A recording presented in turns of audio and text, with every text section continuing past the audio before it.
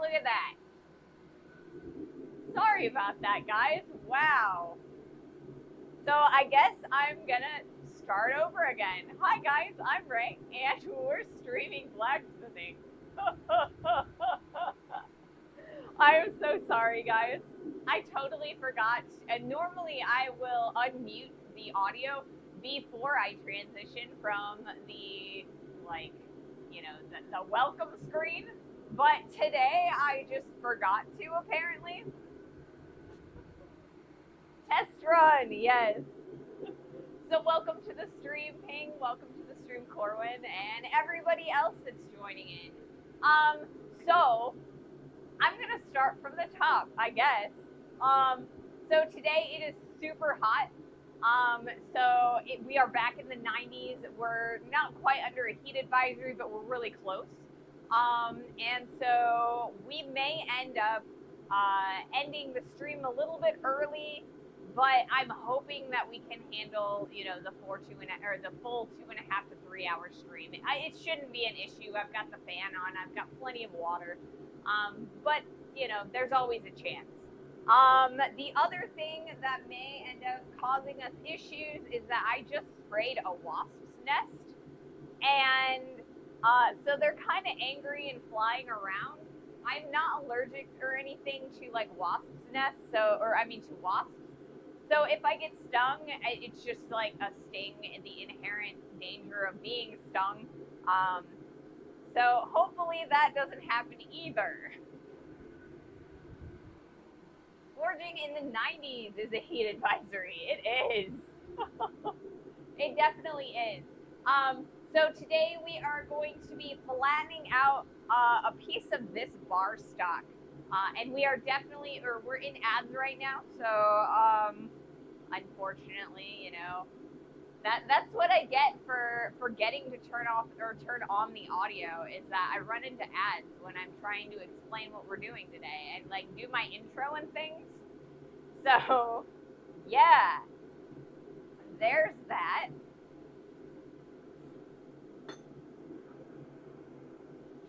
While we're doing this, or while I'm waiting, I'm gonna turn the bar stock over.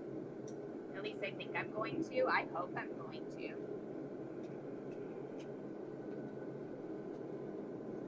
See if I can't get the tongs in here.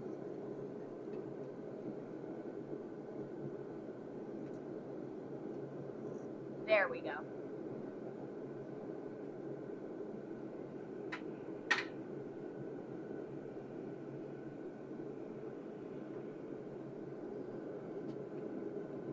Gonna mess around a little bit with the stock, make sure that it's in there nice and getting hot and stuff. Alrighty, good to go.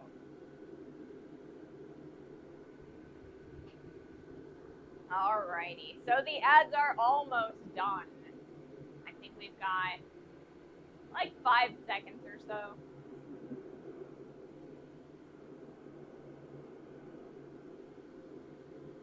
Alright, so we are back from the ad. So today I have a section of this bar stock, or round stock, in the forge right now. And we're going to heat that up and turn this round stock into a flat bar. I know this seems a little bit counterintuitive because the project that we're starting is an axe head. And I could, in theory, just punch a hole or drill a hole in the end of this and turn it into, just straight up turn it into an axe. But I don't have a punch, and I don't want to lose the material by drilling the hole. So what we're going to do is process a little bit of stock. This could take us, this will take us all day. It could also take us some of Monday. I'm not sure. We'll see by the time, or how far we are by the time we end the stream today. So it's really not a brain-intensive activity that we're doing today as far as like the smithing stuff. So that should give me plenty of brain power to talk to you guys and answer all of your questions. We can talk about whatever you guys want to talk about, and we'll get a little bit of bar stock processing done in between. So, like I said, I do have to make sure that I do flatten this bar, but I mean, there's really not a lot of thought and skill involved in it. So we should be able to, entertain ourselves, answering questions, talking, and other stuff. So I'm really looking forward to today. It's good to have a little bit of a rest for my brain. I don't really even need to shoot or like record the session today because it's not amazingly entertaining. I get like one or two shots of it and I'm good to go. So yeah. Let's see what else is going on. So yesterday we got a UPS truck. Or not a UPS, it was an Amazon truck. We bought pieces for the van from Amazon. We bought some insulation and sound dampening material, and then we also bought a bed frame so that we can set up or start setting up for the camper van conversion. So we got that yesterday. Maybe it might have also been Wednesday after stream. I can't remember exactly what day that was. But so this weekend we will be spending a little bit of time putting in that insulation and setting up that bed frame. So I'm really super excited about that as well. We started with the bed frame because I feel like that's the large piece. When you're filling a small space, you want to start with the largest pieces. So if you're filling a vase with marbles, you pick the biggest marbles and you put them in there first, and then you pick the smaller marbles and then the little pebbles and then your sand and then your water, right? That's how you fill a vase. So that's kind of the logic that we're taking with the van. So like I said, the bed is going to be the biggest piece of that. So that is the first piece of furniture that we've gotten. Evening Sandwich, welcome to the stream. So, like I said, we are processing some material. We're going to make an axe head eventually. Sometime next week, we'll probably start in earnest doing the folding and the forming on that axe. So, it should be a fun project. I'm really looking forward to it. This will be the first of 2 axes that we are going to make on stream within the next few months. This one, like I said, it's going to be a folded form axe. The next one is going to be a punched axe. But like I said earlier, I don't have a punch or a drift or an axe head, and so those will be our next 2 projects. We're going to be making an axe drift and an axe eye punch. That way, we can make both types of axes and get a good rounded education on how to do that. I do actually have a plan for what I want to do after that, but I mean, those 3 projects are going to take quite a while, so things change sometimes, and so I'm not going to share the next few projects after that yet, but soon. Let's see. So the forge is starting to heat up pretty good. I've got the press all nice and lowered, so it's ready to go. Yeah, we're ready to go.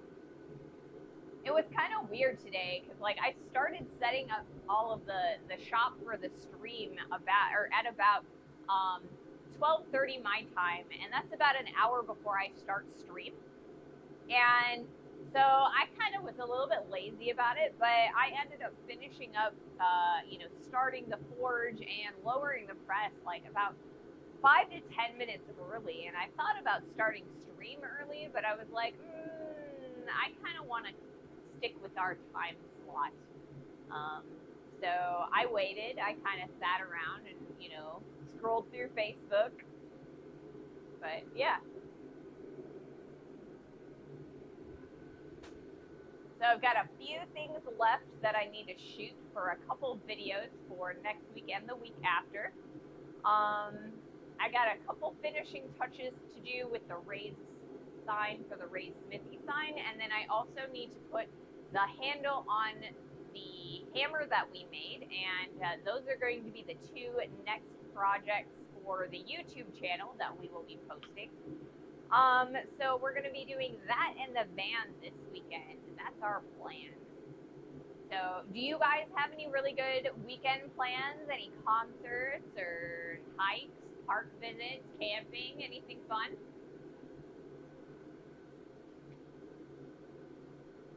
I'm really looking forward to getting to go camping once the van is put together. It's definitely going to save us, time and money when going to conferences, but it's also like I really want to take it on some off weekends to go camping and stuff, do like some on-site drone and camera hikes, and I think that'll be a lot of fun to do. So I think it's going to be a lot of fun. I'm really looking forward to getting to do that. Even if we're just like, going for the day,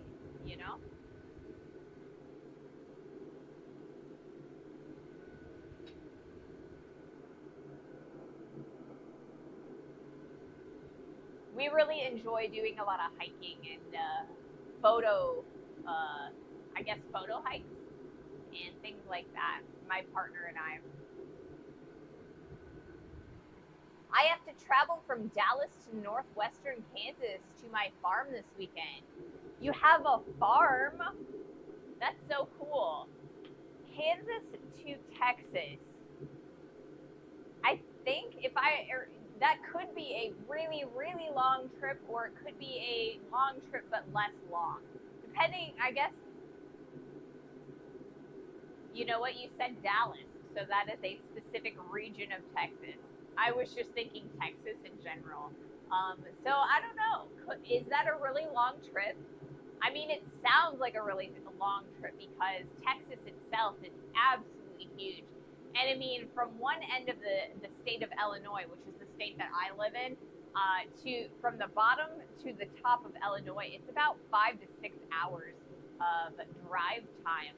And Texas is bigger than that. So I don't know. How long is that trip? 11 hours. Jeez Louise, that is a long trip. I think the longest trip I've had recently in a vehicle was about 5 hours. Like in a car, I went from my house to Kansas City. And I live near St. Louis, so St. Louis is on one end of Missouri, and Kansas City is on the opposite end of Missouri. I went to go and see Taylor Swift a couple of years ago in Kansas City. So that was my last major, long trip. The farrier I met last week is doing a horseshoe demonstration tomorrow morning, and then I'm refereeing a pro wrestling show. That sounds like fun.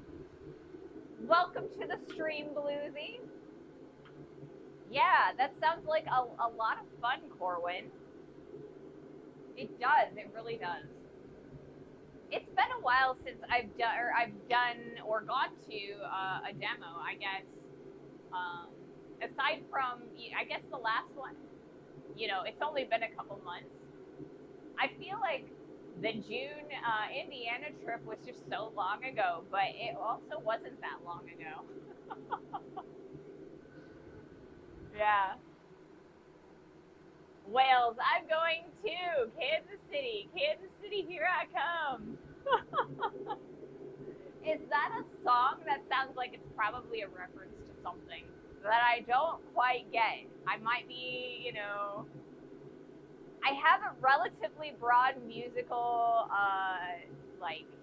education, but I have a few holes that I am very well aware of. It is a song. Okay. See, the way you wrote it, made it look like a song. I split the trip over 2 days, but I have to return after 1 week. 1 week of farming. I don't know. So are you like harvesting? I think it's a little bit early to harvest. What types of jobs are you doing on your farm in Kansas? All right, I am gonna do our very first heat. So while I'm waiting for you guys to answer those, I am harvesting, so no. Interesting. Corwin says this will be my first time at a demo. Ooh. It should be a lot of fun for you. I'm jealous. I wish I was going to my first demo.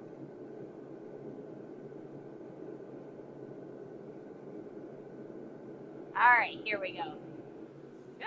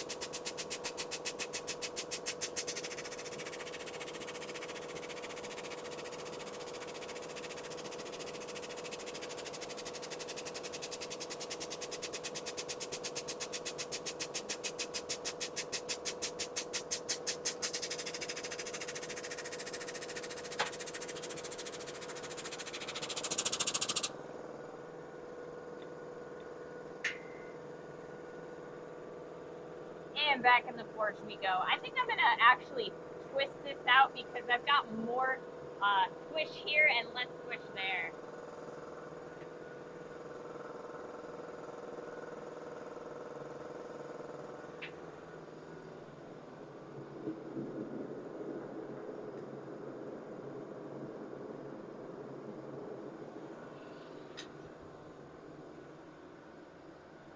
By the way, it's a song by Fat Domino. Oh, it's been a while since I have learned about jazz.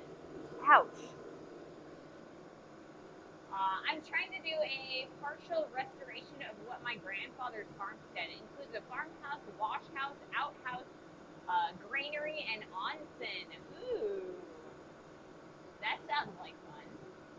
Although you know some things about his songs, I'm certain of it. Yeah, I have heard uh, of that artist, but like I said, I like jazz is one of the holes in my musical like history knowledge. I know some of the big songs, but like there's a huge gap there. I'm not up on my jazz.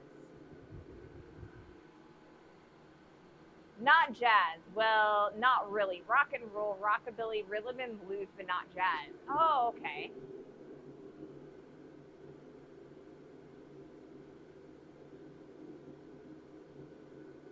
Okay. Now that is like the transition between jazz and rock, and some of the earlier rock and rhythm and blues. I do have there is a huge gap there because I just um, I when I was in I only took one like humanities course, and we only really studied jazz for a little bit in that class. And then I have had a few other musical history classes here and there, but it's always been like a spot here, a spot there, and nothing like really comprehensive. So yeah, ain't that a shame? It is a shame. Maybe I should take it upon myself to educate myself a little bit better on some music history.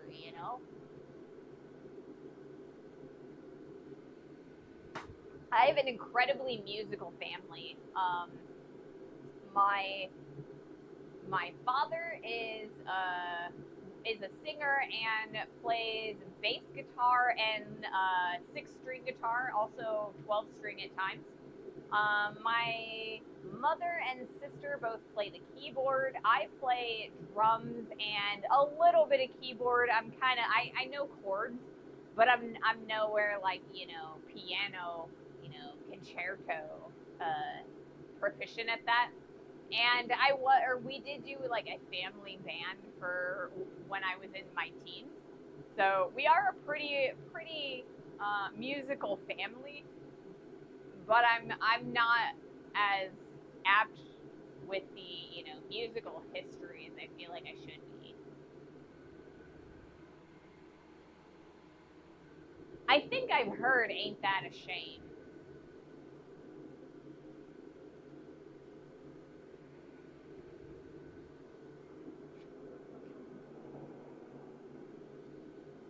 So let's see what else is going on.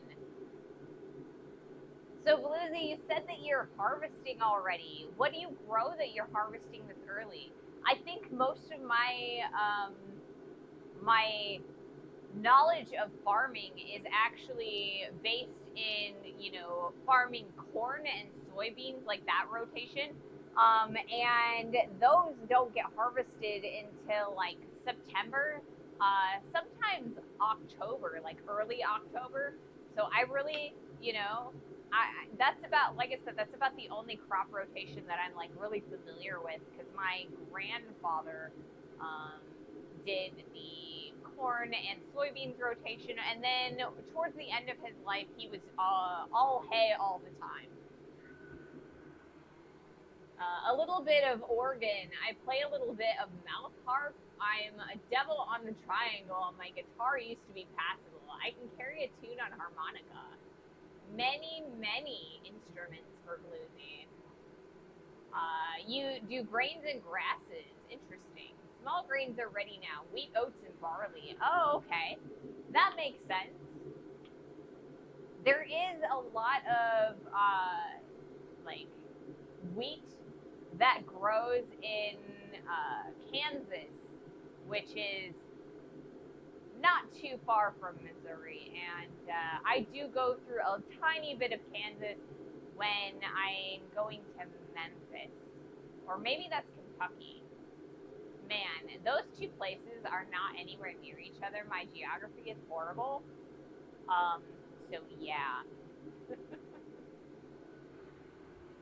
I am pretty good at very badly playing the piano. Well, I mean, piano is a good instrument to learn as a beginner, and like just the concepts of music can be really helpful, especially with like learning math. You'd be surprised with how much better I got with math when I started like actually, learning about notes and things because of all the fractions with the music, or like sheet music. Corwin, I play guitar, bass, but blacksmith and wrestling kind of put that on the back burner. I occasionally play at church to knock off the rust.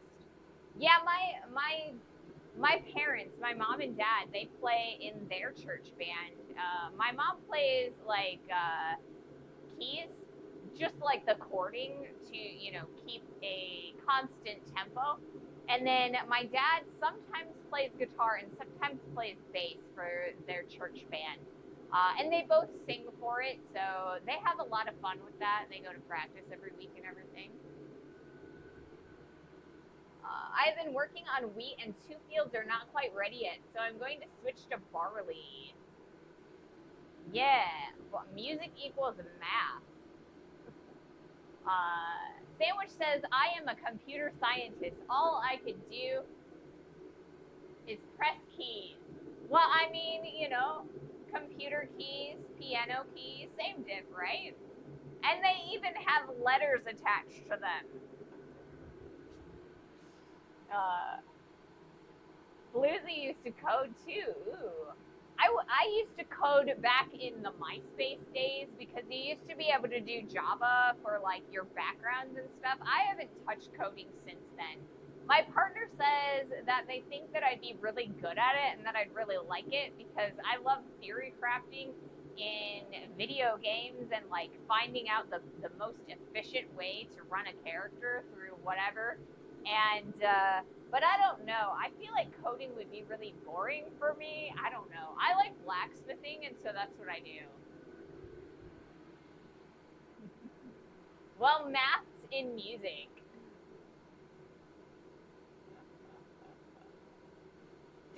is not 2 itself is 1. That means 5 or 4 plus 5 equals 8, and so on. Okay. That must be some time ago. MySpace. Yeah, I mean, MySpace is kind of modern overall, like in the grand scheme of things.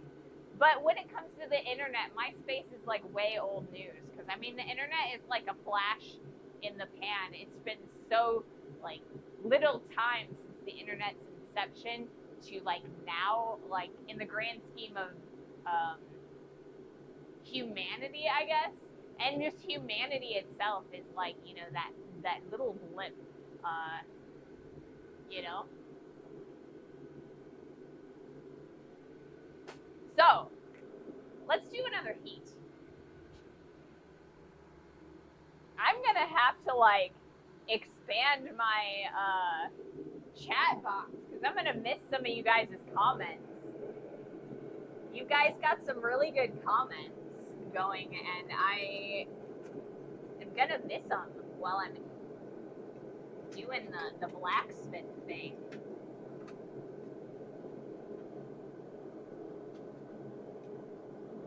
There we go.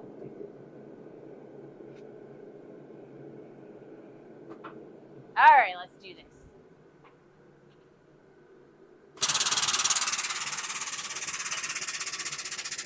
Move this up a little bit and then bring it down again.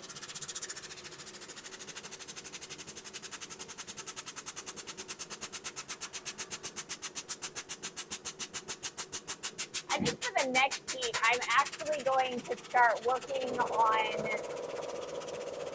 the other side of the dies and work on the rounded dies instead of the flat. We're not going to get quite as flat, but we are going to start switching a little bit easier and a little bit faster. So that's what I'll say about blacksmithing for the moment.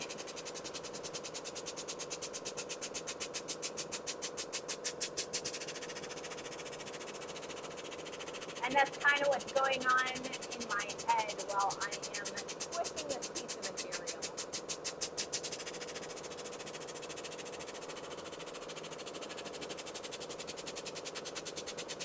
The other thing that's really going through my head right now is somehow I have made the dies line up relatively well, which is rather unusual for me. They're usually completely misaligned.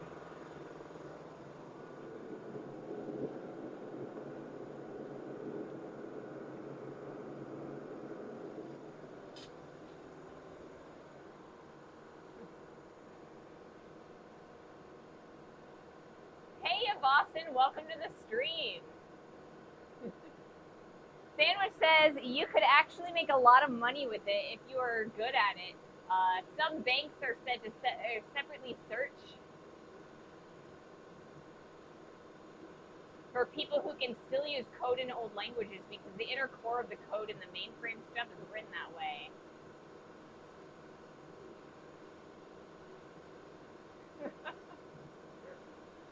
Yeah, I'm definitely missing stuff. So I'm not going to be able to respond to all of your comments because we are, you know, having a pretty good conversation.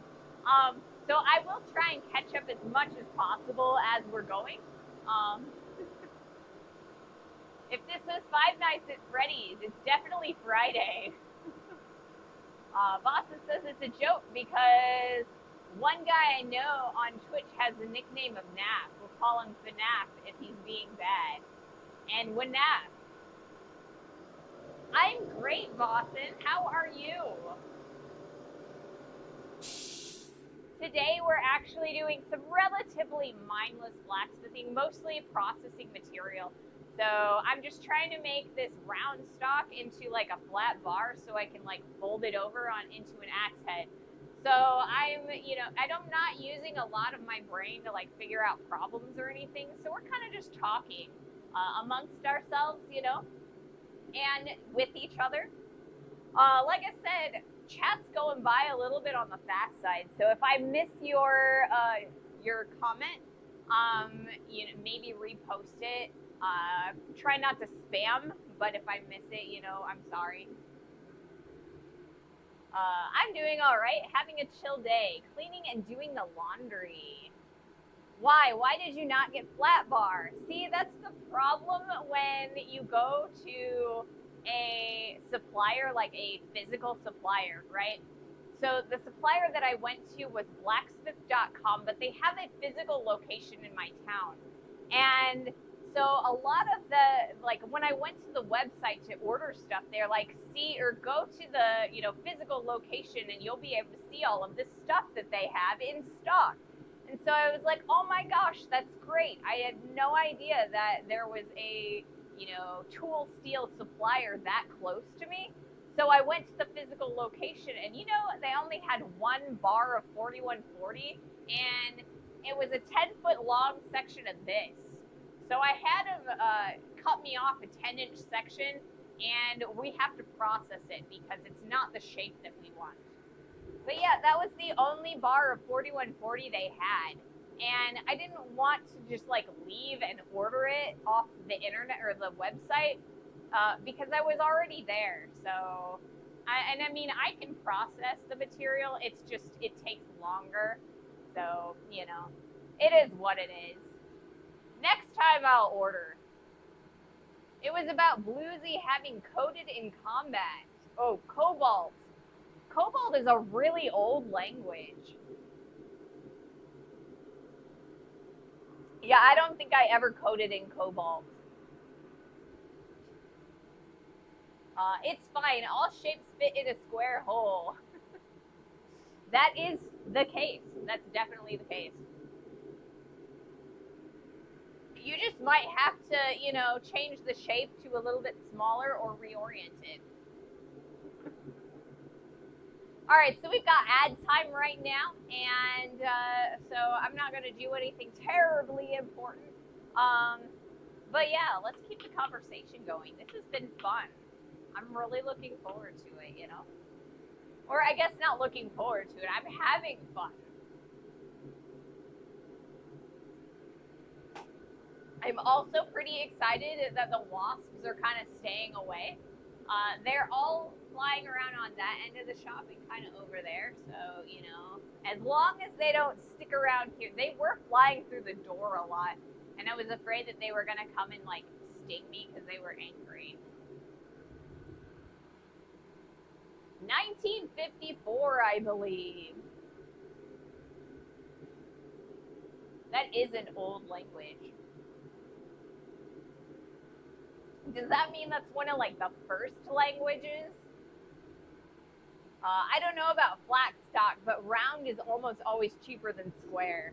It definitely is. It is a lot easier to extrude round stock than flat stock or square stock. And I can repeat that once the ad is off or done because, yeah. No, sorry, 1959. Corwin says, I don't know about flat stock, but round is almost always cheaper than square. And it definitely is. Like I said during the ad, it is easier to extrude a round shape than a square shape. You don't get as much friction from the corners. And so it's cheaper in general. The other thing with stock is that cold rolled is always more expensive than hot rolled. And cold rolled is like you compress the material while it is cold, whereas hot, it's just extruded. So there's more energy and more pressure it needed to create cold rolled stock than to create hot rolled. So that's something to kind of think about while you are buying or choosing stock to blacksmith with. Always go hot roll. It's cheaper and you're going to heat it anyway. So the extra compression and that extra strength from that cold roll isn't going to do any good. Always go cheaper, with that at least. All shapes fit in all holes as long as the force is great enough. I mean, yeah, that's true. I mean, there's the whole, like, drifts. in blacksmithing where I'm shoving a piece of long stock that tapers into a wider section. I can shove it through something that's skinnier than the diameter of that drift. And I'm kind of shoving that material out of the way, or I could, break something, all shapes can, with enough force go through just about any hole. Point.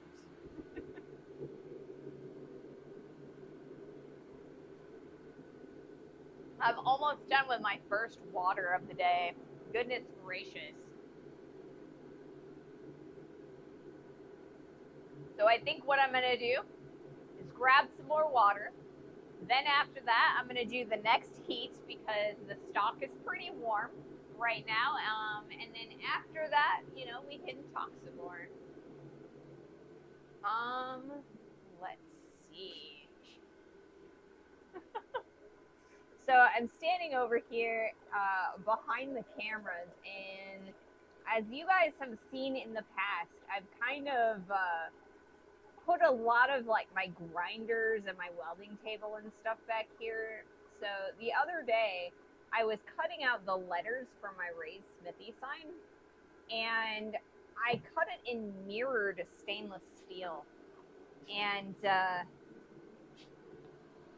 so as some of the pieces dropped, they ended up on the floor, and now it looks like a mirror shattered on the floor in the back of my shop.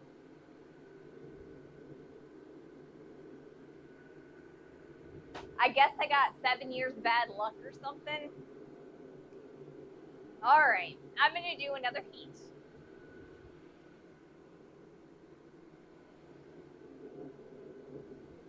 Thank you so much, Armoroy, for following me. I always appreciate everybody's support. Welcome to the community. Thank you so much for that follow. I hope you're having fun. I try to have fun here, blacksmithing and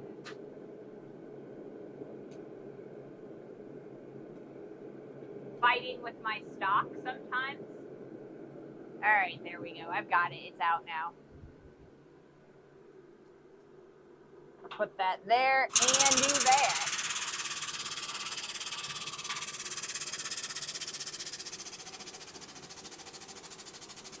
So right now we are using the rounded dies, and we're going to get a little bit more crushing power. But we're also going to make giant crinkle cut fries. So we're going to have to flatten it out eventually with the hammer and the anvil.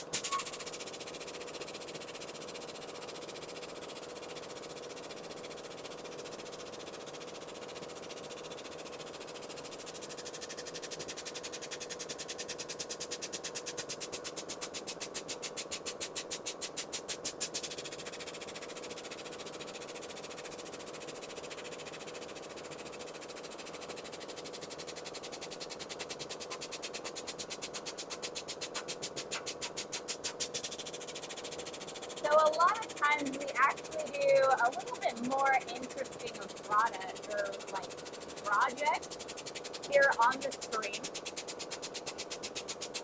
But today we're kind of getting ready for our next project.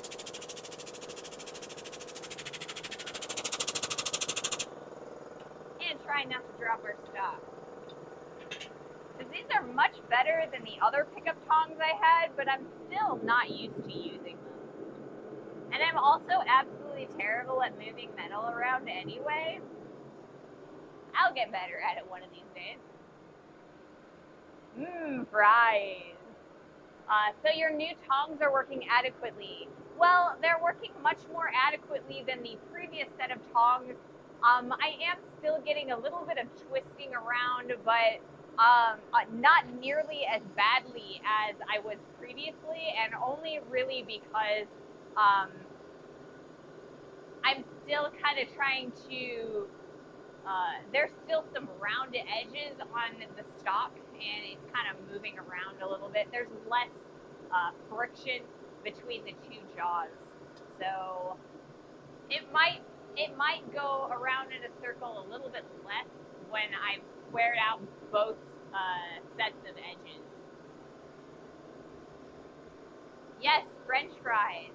So we've got the rounded dies or side of the dies, and they put little divots in the stock, and it makes me think of a crinkle cut French fries that you get at your mom and pop burger joint. So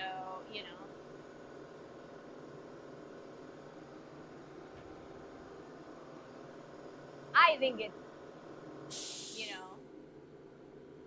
clever, but not that clever.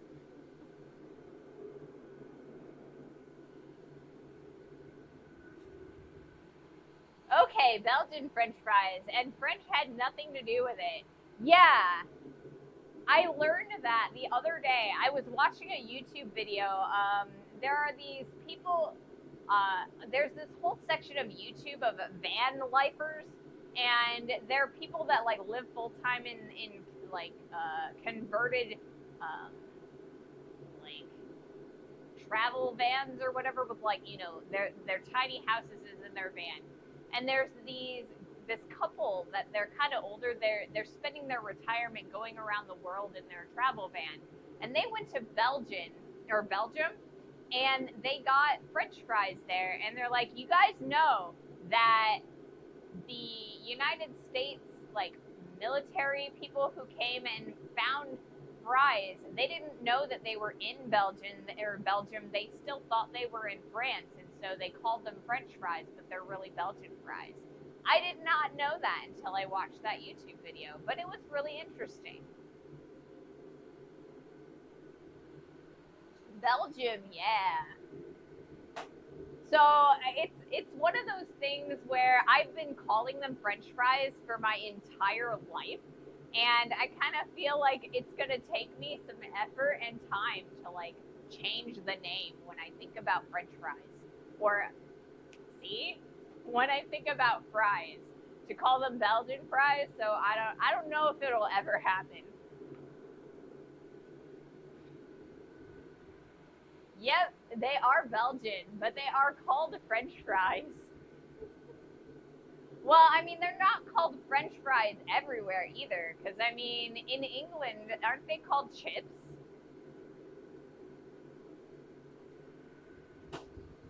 So, I mean, I feel like they're only called French fries in the United States. It just reminds me of back in 2001, right after 9/11 happened with the Twin Towers. There were a whole bunch of people who were, disparaging French people for whatever reason, and so they decided that they were going to start calling French fries American fries. And while I'm like, that's kind of weird to be, that disparaging of French people, um, then they are American food, so maybe it's right to call them American fries. Like, because I feel like even the Belgian way is a little bit different than what you would get here in the United States. Also, freedom fries, yeah. That's why I tell you all, I live in heaven, the country that gives the world fries, that has the best waffles, the best beer, the best chocolate in the world. I mean, there are so many good things in Belgium and Denmark and like Sweden and that whole area of the EU. There's just like so many good things there.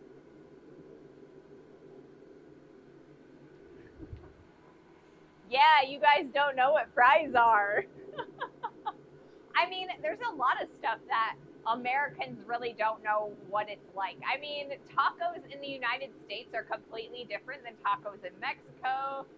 Pizza is completely different in the United States versus in Italy.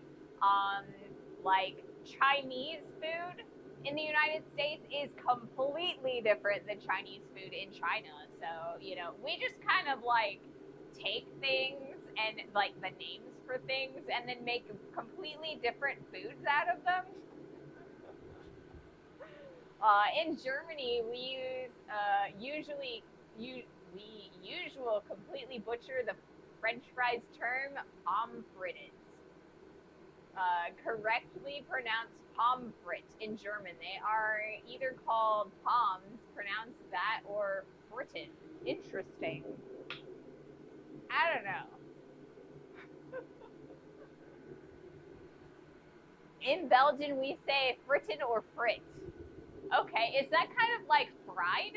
Is that what that directly translates to?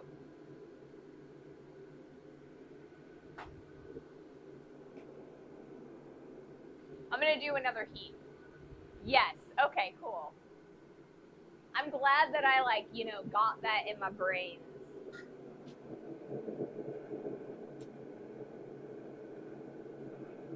Hey, I got this out like the first time, and now I want to change it around because this side is a little bit more squished, and I want to keep this relatively even. So I'm cooling this off anyway. Or I'm realized that it is a little bit too thin now for these particular set of tongs. That's great. All right. We might be having some issues. Yes, we are having issues. Oh no. All right, I'm going to have to pay really close attention here for a moment. I've made a big no-no, guys.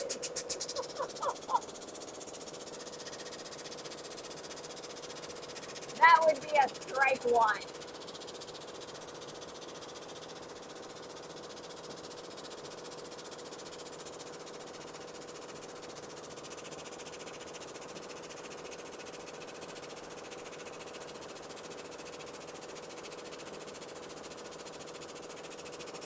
I dropped the stock in exactly the wrong place to drop it. Up against the wall. Looks like I haven't set it on fire or anything, so I think we're good to go. But I need to pay specific, careful attention next time so that I don't drop it there.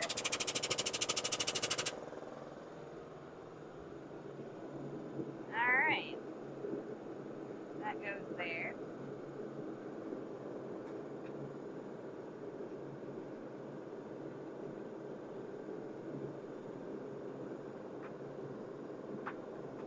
There we go. Goodness gracious.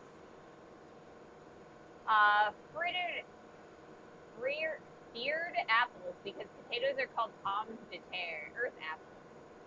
In the Netherlands, they call it patat, but patat is what we say in Flanders anyway. A potato is called et patat, earth apple, fried potato. And I mean, that's literally what fries are anyway. All right, so things that we've learned. This might be a little bit too wide for these tongs. We might need to close these in a little bit. So what I might do is change to another set of tongs that'll work a little bit easier and better. These guys might work. They might be a little, I don't know. I don't think those will work. I think these might work relatively well. I'll try these guys. So what I've done is I've squished it on one end a little bit too thin for these particular tongs the size that I made them, and so I can't pick it up on that direction. So I need a thinner, skinnier gap, and so I'm going to use these for the moment. And eventually we will get to a point where we can start using a different set of tongs. These are mostly for large pieces of round stock. And like I said, I do think that I need to kind of bring these in a little bit further so that there isn't such a big gap. And I can use it longer. The reference to potatoes as earth apples is pretty common. Here in Rhineland, they are called, or there is a dish made from mashed potatoes mixed with mashed apples called heaven and earth. Interesting. I mean, that makes sense because potatoes are shaped kind of like apples, you know, and they are dirty. They come from the earth.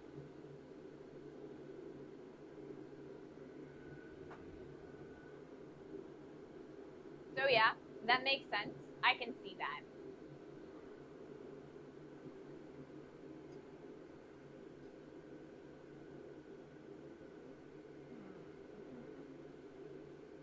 Yeah.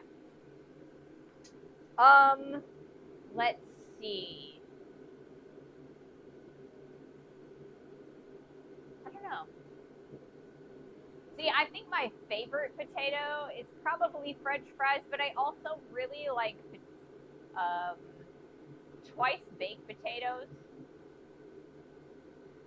Twice baked potatoes is basically what you do is you take a baked potato and then you scoop out all of the potato stuff and then you mix the potato goo with a whole bunch of other stuff, like sometimes it's sour cream and chives, sometimes it's like a cheese goo kind of stuff. Sometimes, I mean, any number of different things you can do with these. And then once you're done mixing the potato mash with whatever toppings you're going to put in it, then they put it back in the potato skin and then you bake it.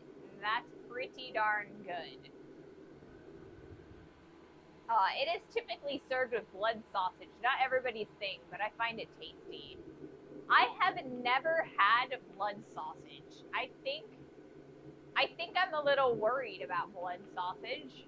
Not that I feel like there's anything to be worried about, but I think the concept of it. I mean, if you just slapped down a piece of blood sausage in front of me and did not tell me that it was blood sausage, maybe you just told me it was sausage, I'd probably eat it and maybe I'd like it. I don't know. Like I said, I've never had it, but if you know, telling me that it is blood sausage and my brain automatically just like recoils. So, you know, I kind of find that maybe if you rename things more benign or change what you're calling them, I'm much more apt and happy to try things. And that's probably kind of like a little kid thing, but I don't know. That's why it's best not to see how the sausage is made. Yes. That's pretty much what happened to me as a kid. I ate it before understanding how it or any other food is made. I mean, yeah. And that's really how you get like kids to eat things. You just don't tell them how they're made or how, or, you know, where it comes from, and kids will happily eat things. I mean, you know, there are always going to be like picky eater kids and stuff, but you know, um, there are methods. This is pretty much what happened to me. Yeah. Oh, I read that one already. All right, I am gonna flip this piece of stock around. Maybe if I can get it out of here.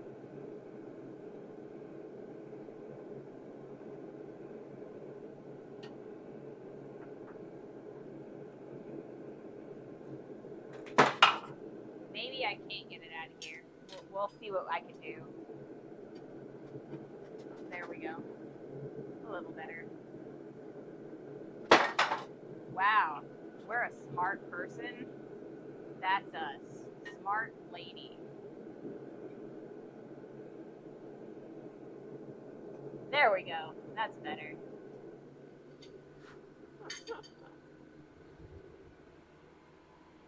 Kids love hot dogs, but they wouldn't want to see the pink goo before it's in the hot dog. And that is so the case because hot dogs and bologna are kids' staples, but they're made with like all of the rejected goo, you know. A lot of times it's not just like innards and you know things that are you know icky, but sometimes it's like the ugly looking meat because there are some you know some meat the butcher makes it and it's just ugly and no one's gonna buy it, so you got to use it somehow. A tasty way to prepare potatoes is simply boil them with or without the skins. I don't think I've had, I mean, I feel like I should have had boiled potatoes, but, oh wait, yes I have. I have had boiled potatoes because my mother makes potato salad with boiled potatoes. So she boils potatoes and eggs in the same pot and then makes potato salad out of it. And I mean, she puts a lot of other stuff in it, so I don't know that I can directly taste the potatoes by itself. Because, like I said, she puts, you know, like mustard and mayonnaise and a few other things in there. So, like I said, it's not straight boiled potatoes, but you know, I guess I have had them. The texture isn't too bad. I have a weird thing with like food textures, like if a food has a weird texture or a, you know, a texture that I find weird, I have a tendency not to eat it. Like pineapples. I don't like the texture of the little pineapple like pieces. The, what do they call them?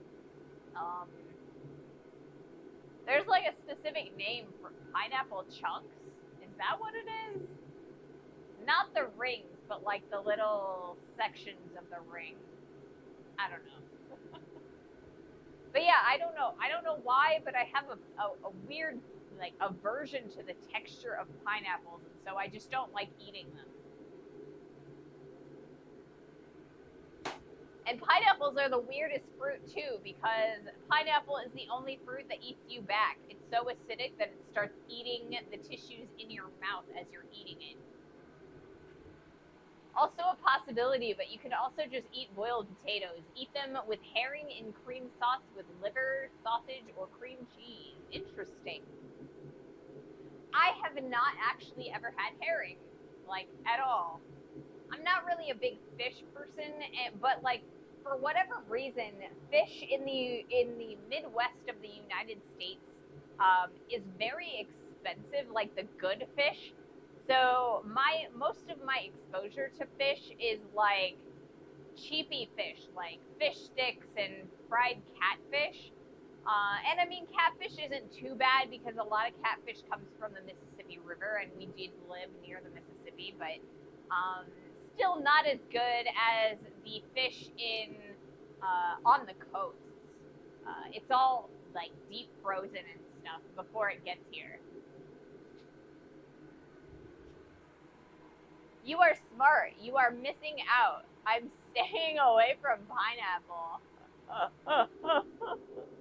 Yes, pineapple. The only fruit that eats you back.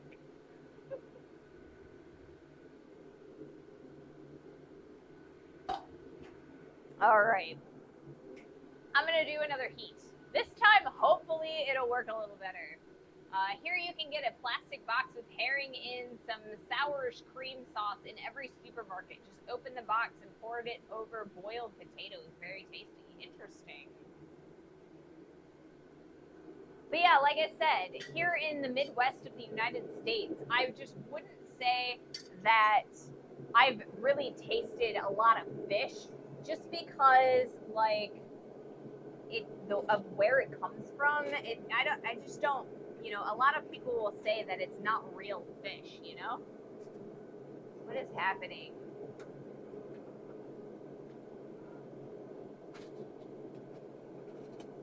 Ow, burn your knuckles, right? That sounds great.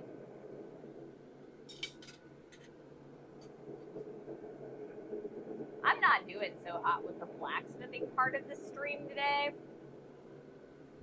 We're just gonna, you know, pretend that that didn't happen.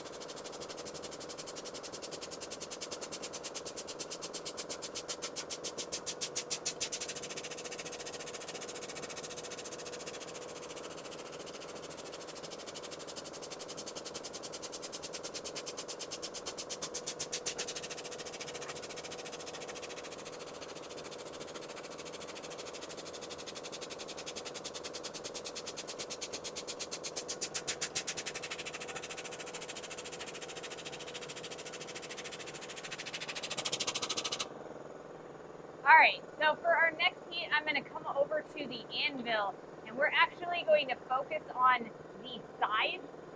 Right now we have very rounded sides and a very flat top and bottom, and I really want to even that out.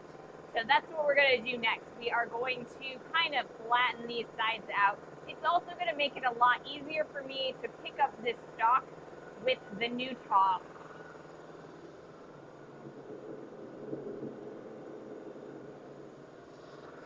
Put that there.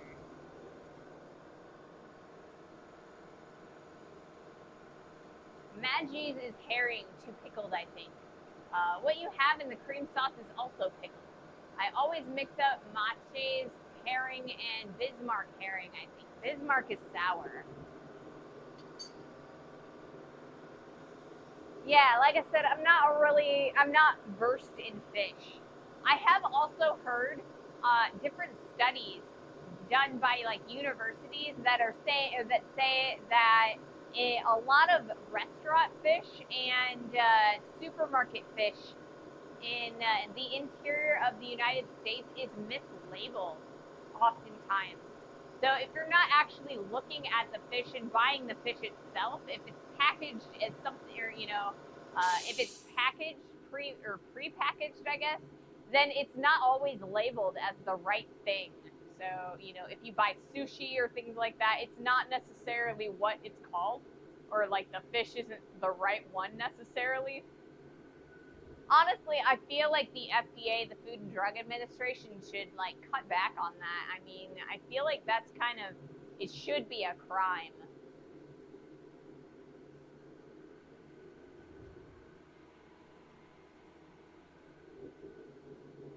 So we've got an ad going on right now, and so I'm not gonna do anything amazingly like important while the ad is going on. But yeah, time seems to be flying today. I mean, seriously. I feel like we just got started and we've already had like 3 ad breaks.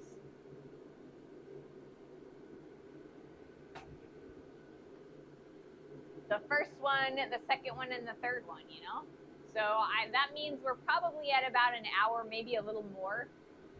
What are we at? An hour, 8 minutes? Is that what I'm seeing? Yeah, an hour, 8 minutes. Are we back from ads already? Wow, it says there's 30 seconds more of these ads. So I wasn't sure. But thank you for letting me know. So like I said, our next heat is going to be here at the anvil. So I will move the camera. That way you guys can see what I'm doing close up. And like I said, we are going to spend a little time shoring up the edges.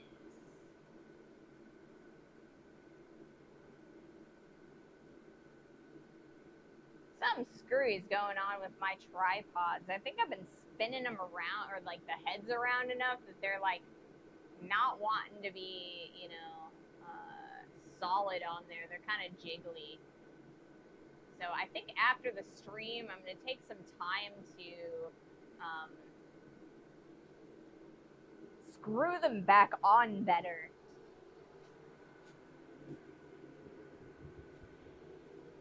A few years ago, we had a scandal here where horse meat was found in lasagna, gave a few good memes. Actually, horse is legal to be sold and eaten as meat, but it obviously must be labeled as such. Yeah.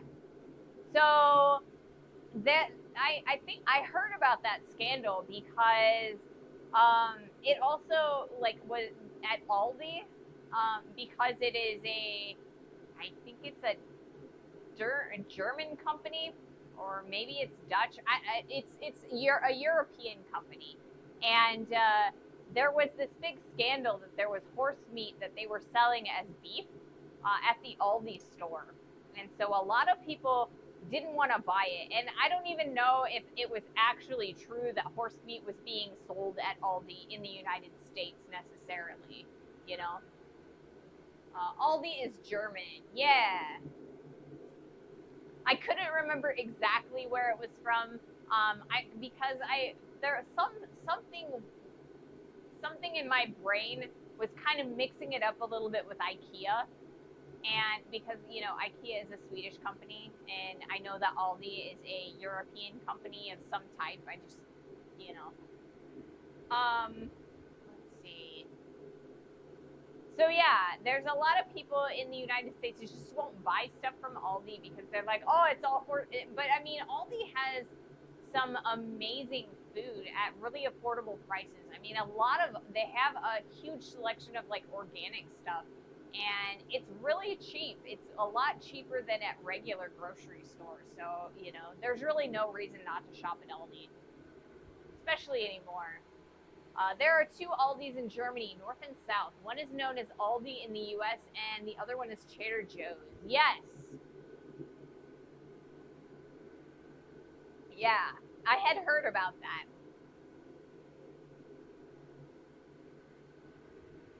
I think it's really funny though, because Aldi in the United States is considered a really poor person's store, but Trader Joe's is like a very high class grocery store, and they're the same parent company.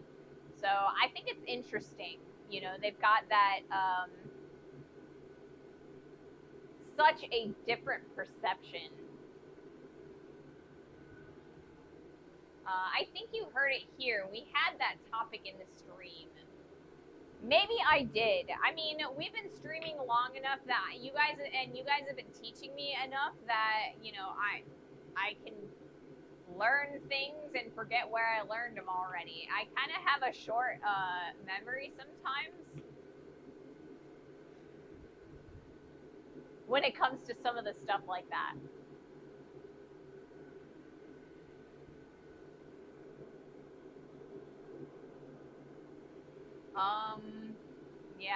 Yeah, I know what I'm doing with the metal.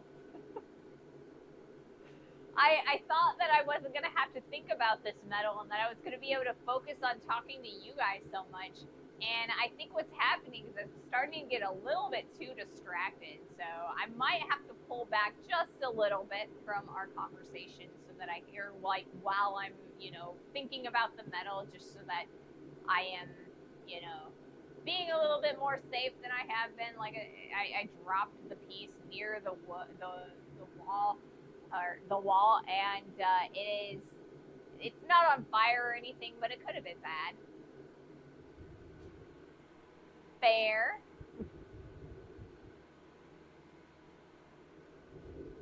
Yeah. So I mean, I haven't messed up too badly aside from dropping the piece of steel, but I still want to make sure that I'm safe and.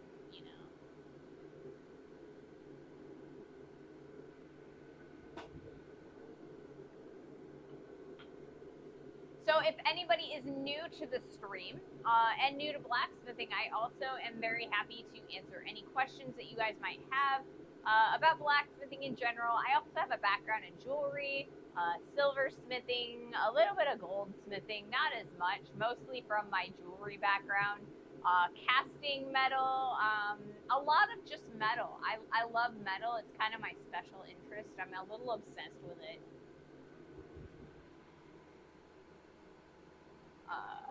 Welcome in, Jack.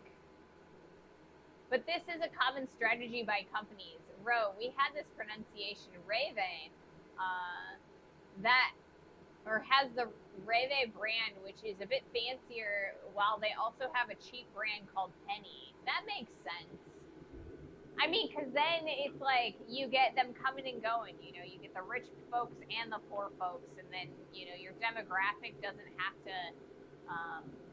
It can be a little bit more specialized with advertising and things like that. And public perception is very important when it comes to getting customers.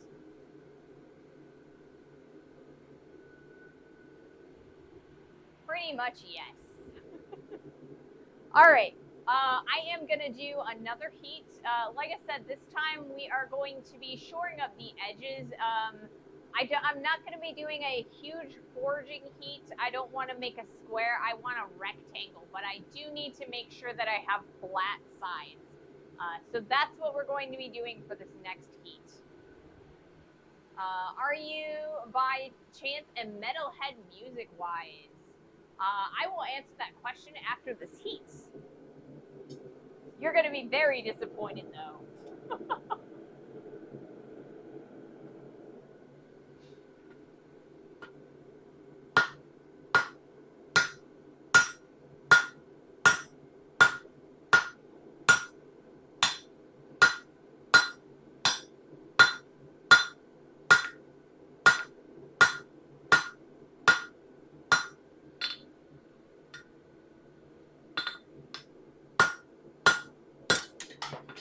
Wow. Not good. All right.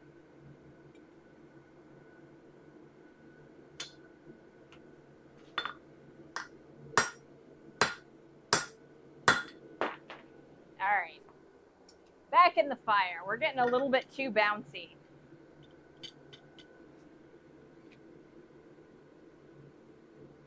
Here we go.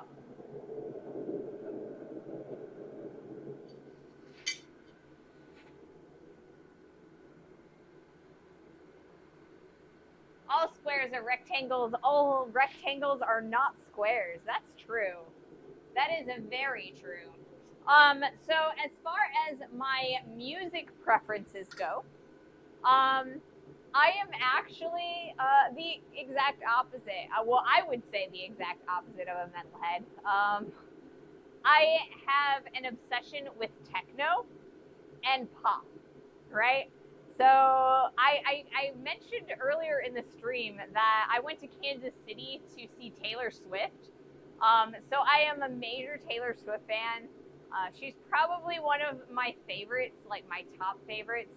I also love Chapel Rowan and a bunch of the pop girlies. But then I also am like absolutely obsessed with like Armin van Buuren and Seven Lions and Avicii and a bunch of like the techno producers.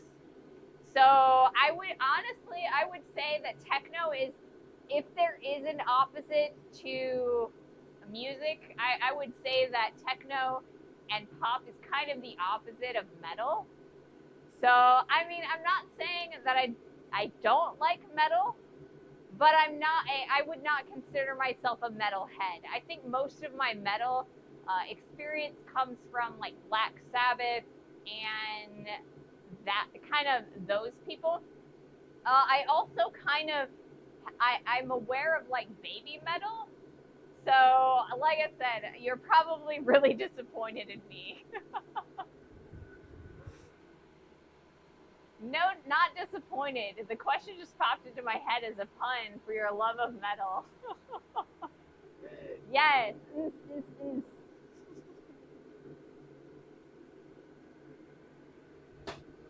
I will say that Europe has the absolute best techno producers. The United States has nothing on Europe's techno producers. So, you know. Number two. I love the whole meme where, you know, with techno, it's like boots and cats and boots and cats and boots and cats. All right, I will be right back. I'm going to refill my water again.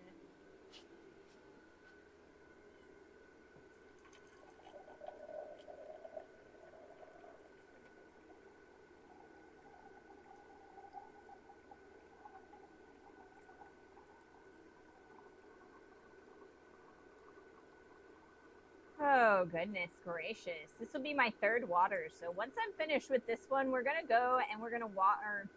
We're going to grab a Gatorade to replenish the salt and electrolytes.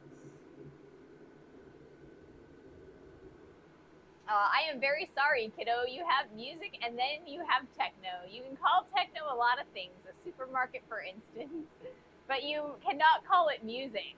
Hey. Techno may be produced with computers as opposed to instruments, but it uses the exact same principles as a symphony. I am in no position to judge. With some music, I enjoy parts of my own brain cringe. I mean, there are some amazing producers. Like Armin van Buuren is like the reason I love him is that every time he creates an album, it is a full symphonic um, experience. So you don't listen to just one Armin van Buuren song. You have to listen to the whole album in order to get the full experience of it. Very similar to like a symphony by a classical artist like Beethoven or Mozart. And I mean, yes, it is made with computers and not real instruments, but the same principles apply. And you are getting the same notes and the same tones.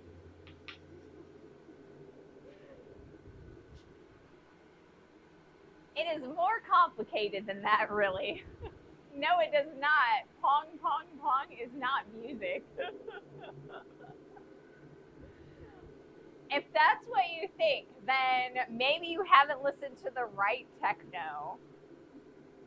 But then again, I really can't say that because there are people who just can't get they don't like um, synthesizers, and synthesizers are essential for techno. So if you can't like synthesizers, then you probably aren't gonna like techno.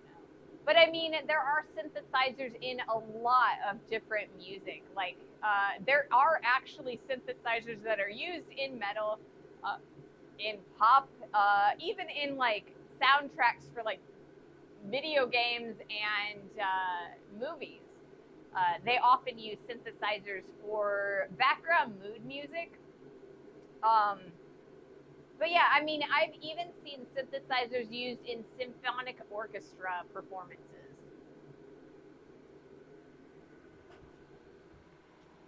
You listen to Pong and tell me this is more complicated than that. I mean, like I said, you know, there are some amazing artists, and it's like with any music, there are good artists and bad artists, right? And the best artists they can create a masterpiece with anything. And there are bad musicians that you can give them like a 500-year-old violin and they're gonna wreck the music. So I really think that there's good and there's bad, and you can't really judge a whole genre by like one or two songs.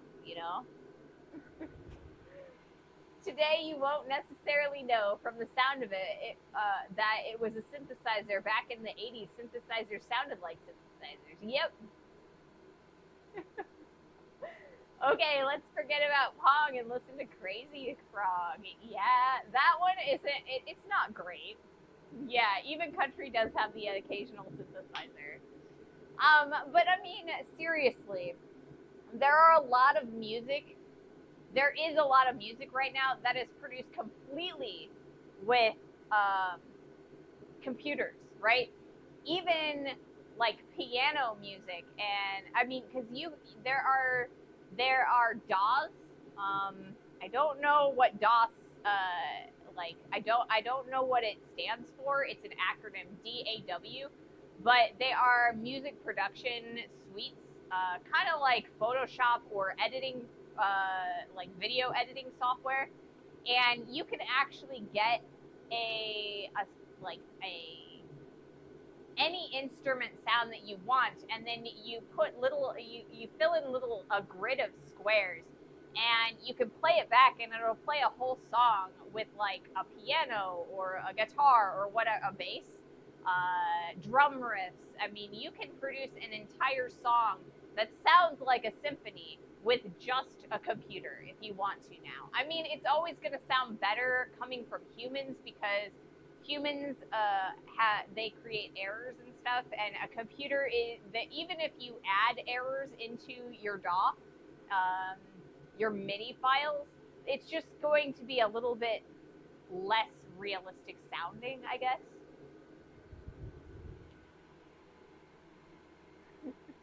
Digital audio workspace, yeah. Before I started doing more of this side of production, I did a lot of work in FL Studio, which is one of the top 2 DAW programs.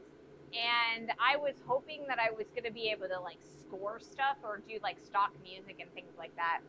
So I haven't done it yet, but I have considered writing my own music for my YouTube or like my YouTube videos. I don't have a lot of extra time right now, but I mean, I do have several pieces of music that I could throw behind my YouTube videos if I chose to. And there are old Hammond organs, electromagnetic sound generated by pretty much clockwork in an amplified, technologically fascinating, and an iconic sound. Several songs would not be what they are without it, like Whiter Shade of Pale. Yeah. So I watch TikTok a lot. I know, like little Gen X thing. I'm a millennial, or not Gen X. It would be like Gen Alpha and Gen Z kind of thing. But I do watch a lot of TikToks. There is this lady. She is an organist, and her organ that she practices with is in a big cathedral.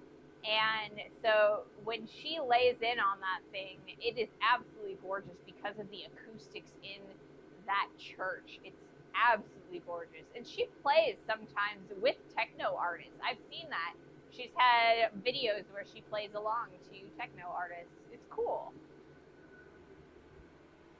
I can contribute bass if you know how to digitally collaborate. So I do know how to digitally collaborate a little bit, right? It's more like if you were to record something, I could put it into my DAW, but I don't know that I know how to collaborate within the DAW. But I mean, we could PM about it at some point if we decide, or if I decide to use my own music. It would be fun. Pipe organs are impressive. They are. They are so cool. There is nothing like a pipe organ, no other instrument is like that. All right, I'm going to do another heat.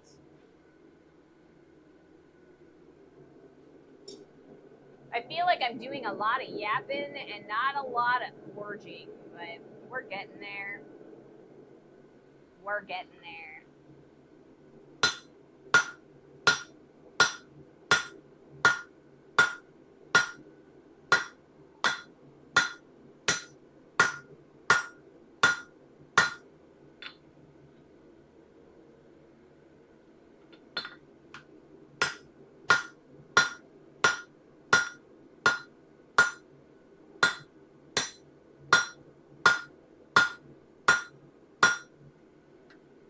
All right, coolies.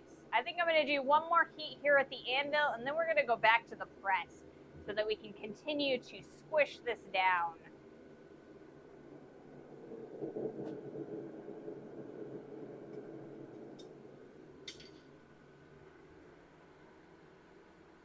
How do you make music on a computer? Use the DAW. I could record a bass line to whichever track you have and then send it to you to process. Yeah, and like I said, that's kind of how I imagine that it would happen, but I could also have, like, if you had a DAW, you could send me a MIDI and I could just import it. But, it is possible. I have written music before. Like I said, I don't have a lot of extra time lately, so right now I've been using, so YouTube Studio, which is like, the creator side of YouTube, has a library of stock music, and I've just been picking out tracks from that. I've kind of got into this habit of doing kind of a half and half thing, where I do like, I would call it like country western, but like very guitar heavy music, and then half I do a little bit of techno. So some of my stuff is, a little bit more closer to my personal style, and some of it is more traditional sounding that I kind of feel like what lends itself to the blacksmithing topic.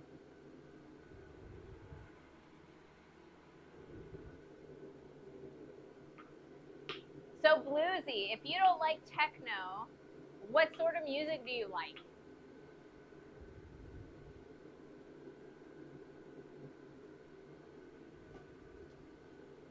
A lot of what are you have a lot of references towards music from the 1950s and 60s and then into the 70s. Is that like the classic rock and pop that you like, or do you have much more broader categories?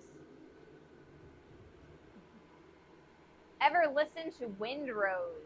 I don't think I have. I don't think I have. But if you send me a link to like YouTube or something of a song, I'll listen to it. I like I said, I have a very broad musical taste. I have favorites, and that's like pop girlies and techno. But I'll listen to just about anything, and I'll give it a try and sometimes a critique.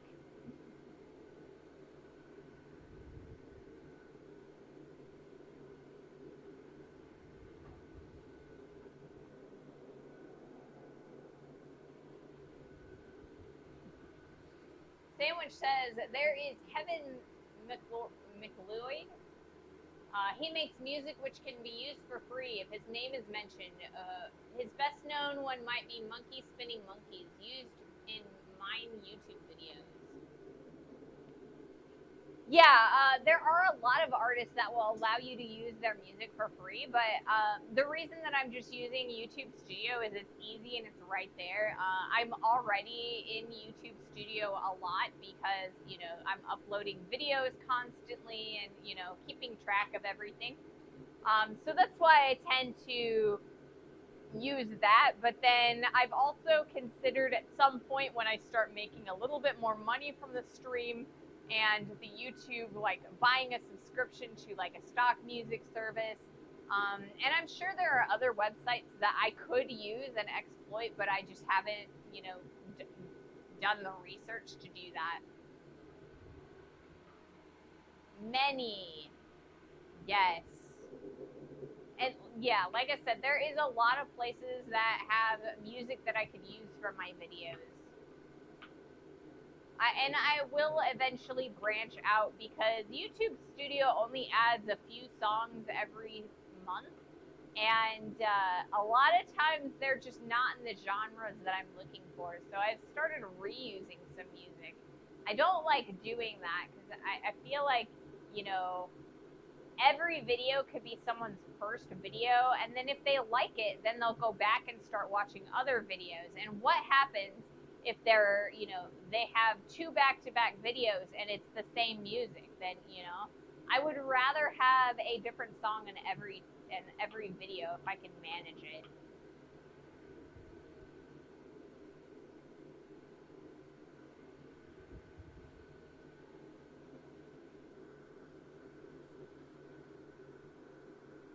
Whew, it is super hot today.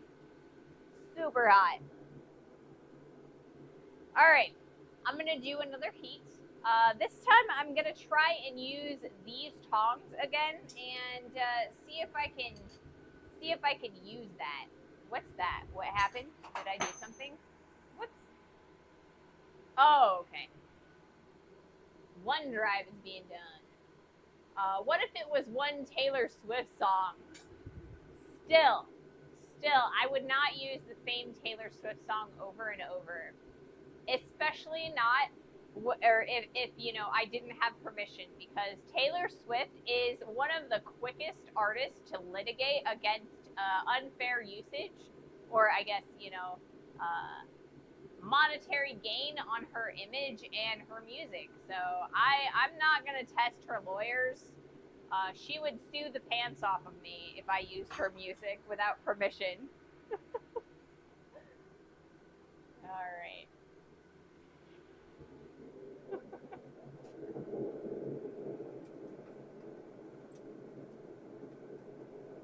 All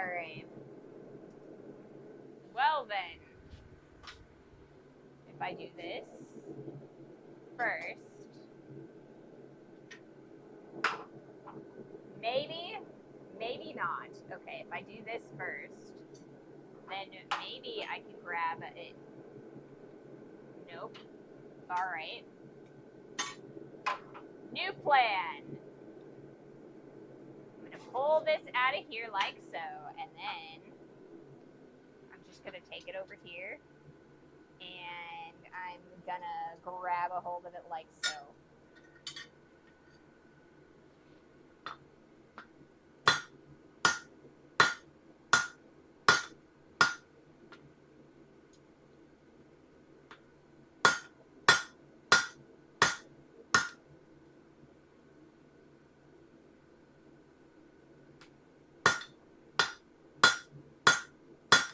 And that was not an amazingly productive heat, but that's all right. Whoa. So I'm not entirely sure that these tongs are working the way I want them to, after all.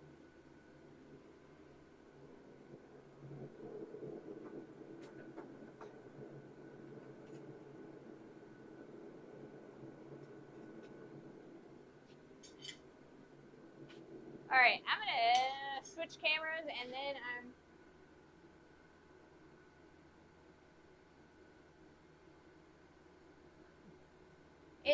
it's supposed to be extremely hot here too. Over 32 degrees Celsius. That is right. That is a super hot day, guys. That's super hot.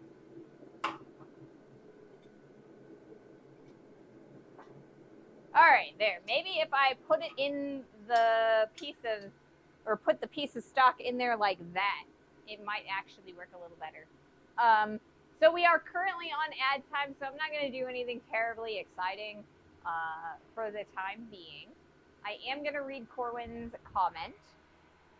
I just picked up a new drip. It's actually a bullpen punch, but perfect for bottle openers or a hook mandrel if I clamp it in a vise. That does sound like a pretty good tool. So I have noticed that my forge is starting to get a little bit low. It's probably because, or it's starting to cool off a little bit. That's probably because my propane tank is getting a little bit low. Because I did not stream on Monday, I haven't bought a new tank of propane. So I have a little bit extra left in another tank, so I might start that up if it starts getting a little puffy. And it probably will in the next heat or two.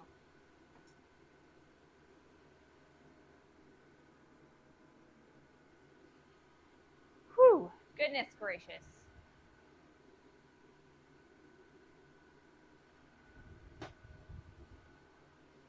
Ad time, ad time.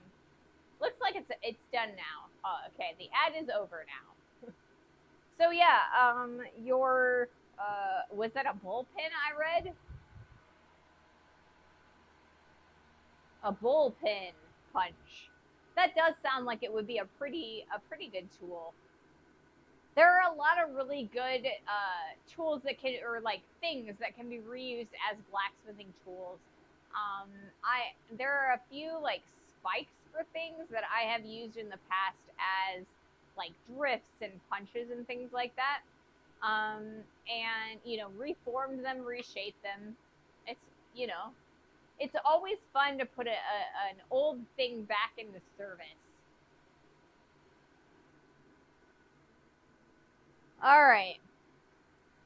Let's see. Are you getting really... Oh, yeah, you're getting really empty.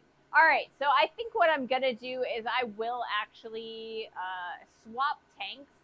This one's really, really empty, so I'm going to preemptively change the tanks.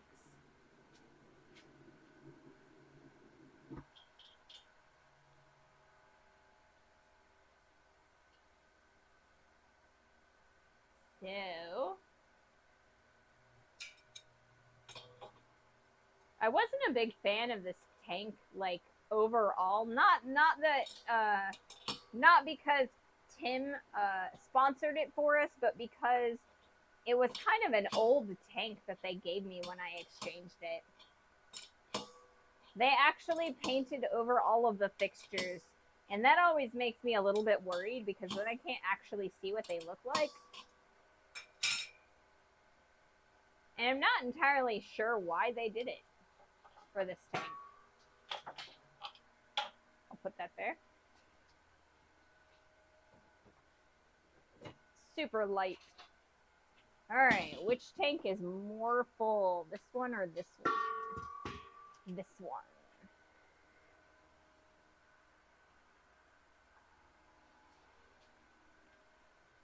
Alright. Different tank of propane.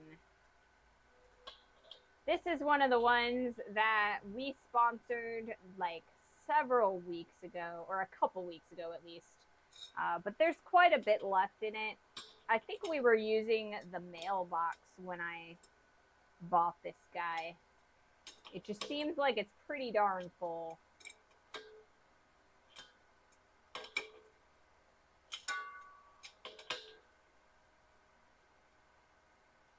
All right. Turn this on. Smell it.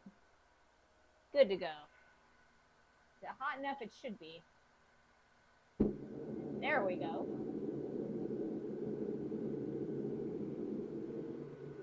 All right. New propane, or not new. Fuller propane tank. But we're back in business. So I don't often do it because it does kind of explode like that. But if your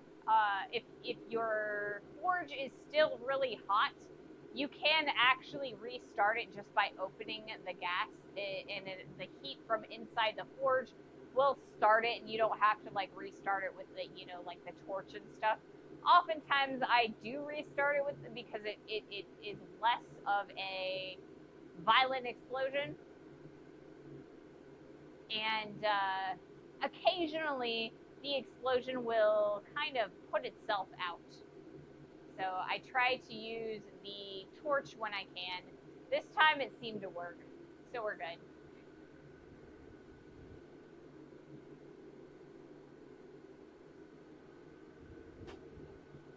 All right.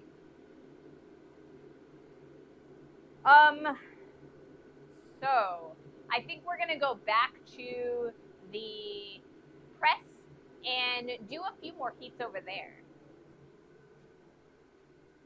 We're still a little bit too thick to use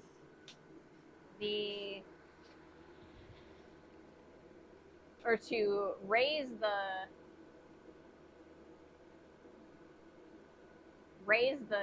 the jaws. Okay, let's go right there. See if we can focus, because the autofocus is not reliable, not even a little bit. All right, cool. Warm.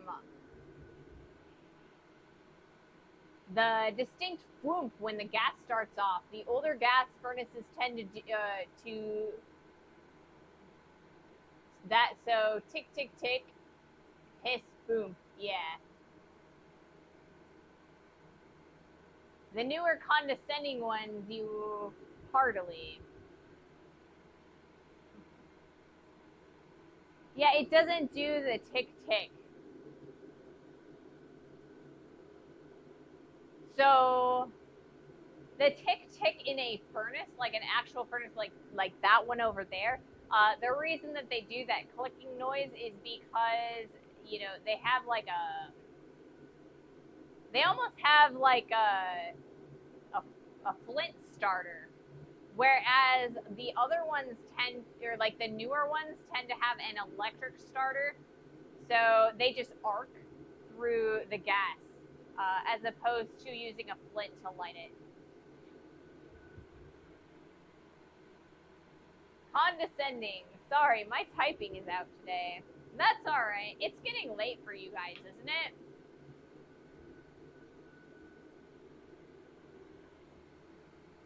It is piezoelectric ignition. Yeah.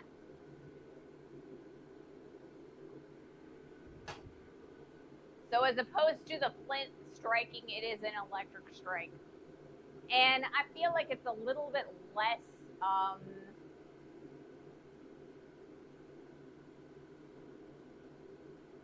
unreliable, maybe. Also a little less noisy. So yeah. Alright. I'm gonna check the time again. Oh, condensing, not condescending, condensing. Different concept. That is definitely a different concept.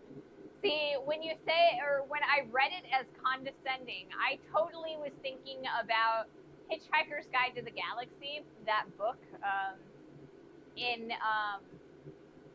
In that book, the doors in the spaceship will, when they open and close, they'll be like, happy to serve you. And I just, like, for whatever reason, I was like, well, maybe instead of happy to serve you, they're like, you know, well, hurry up, loser, or something, you know?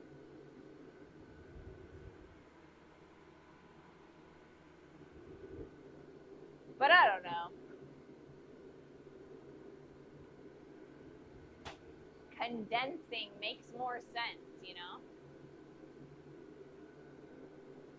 Condensing is just like, you know, gathering of the gas particles. Or water vapor, or, you know, anything else. There's a lot of different things that you can condense or gather.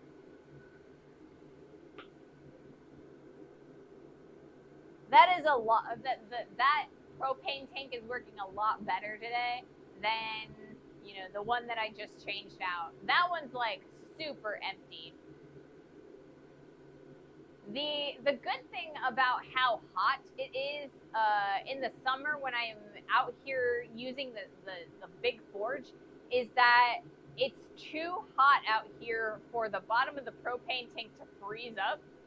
And so I actually end up using a lot more of the propane, like on the whole. So it's, you know, I don't have to spend as much propane or money on propane as I do in the wintertime, because in the wintertime, you know, it's all cold already. And then with the pressure releasing from the gas container, like the tank, it freezes up, and then I have to change it again and again. The condensing boilers are more efficient as they use the energy in the water vapor as well as instead of pushing it out the chimney like the atmospheric ones. Yeah,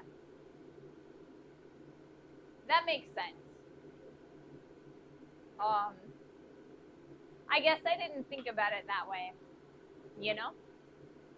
I do know that the furnace that I have in my house, it does produce a lot of water, and that water gets like,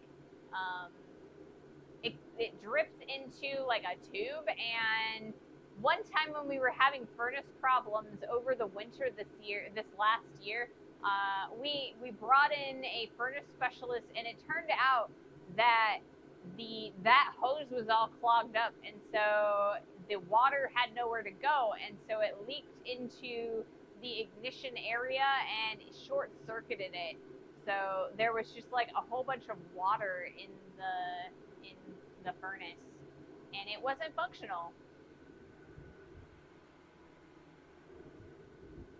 That was not cool, because it was, well, I guess it was cool. It was super cool because we didn't have any heat for a day.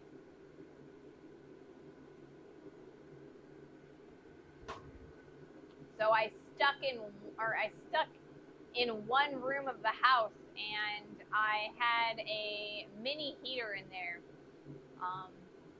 Yeah, so I was able to stay warm, but only in that room. Downside, you need a drain for the condensing water and an additional outer pipe in the chimney to pull the air from outside. Yeah, I do have a couple different pipes that are coming out of my chimney, and that actually affected me a couple years ago because a couple of cardinals, like the red birds, they started nesting in the chimney, and they started messing with, all those pipes.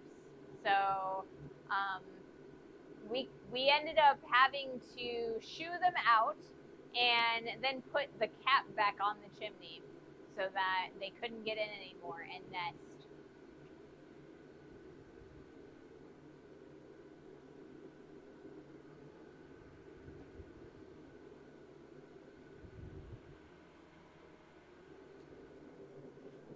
All right, our metal is plenty hot, so I am going to take it over to the press and we're going to do another heat.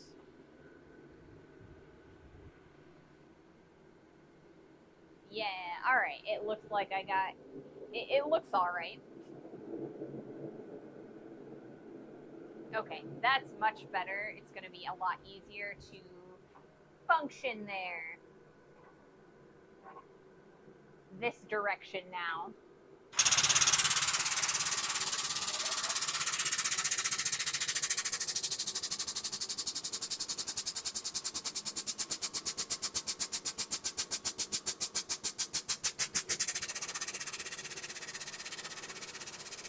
Now that I've got rectangular edges.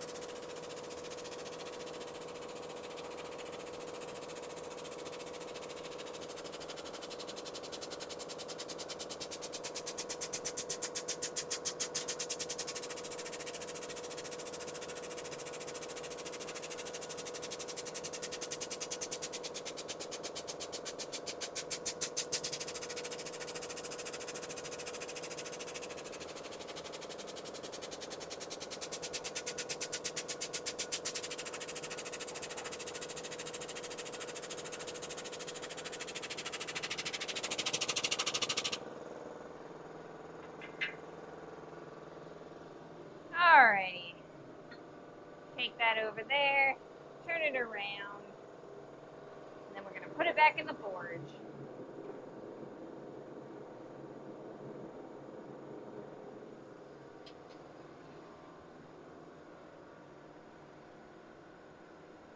I missed one.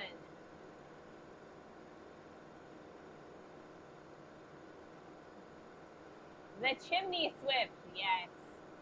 For a condensing boiler, you usually have concentric pipes. The exhaust goes through the inner one, I think, while fresh air is pulled through the outer ring.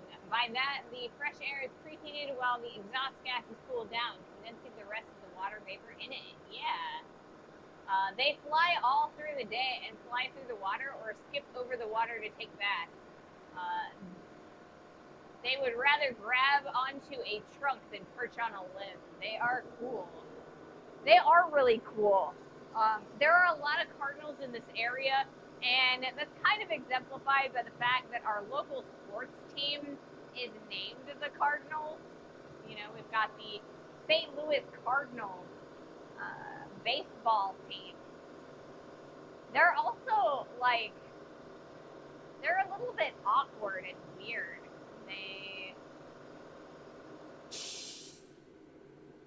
Yeah. I'm not entirely sure how I want to describe that. Cool.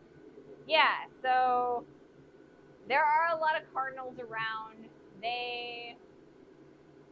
I feel like they almost push out the other birds because I hardly ever see any birds besides the cardinals that live in the area.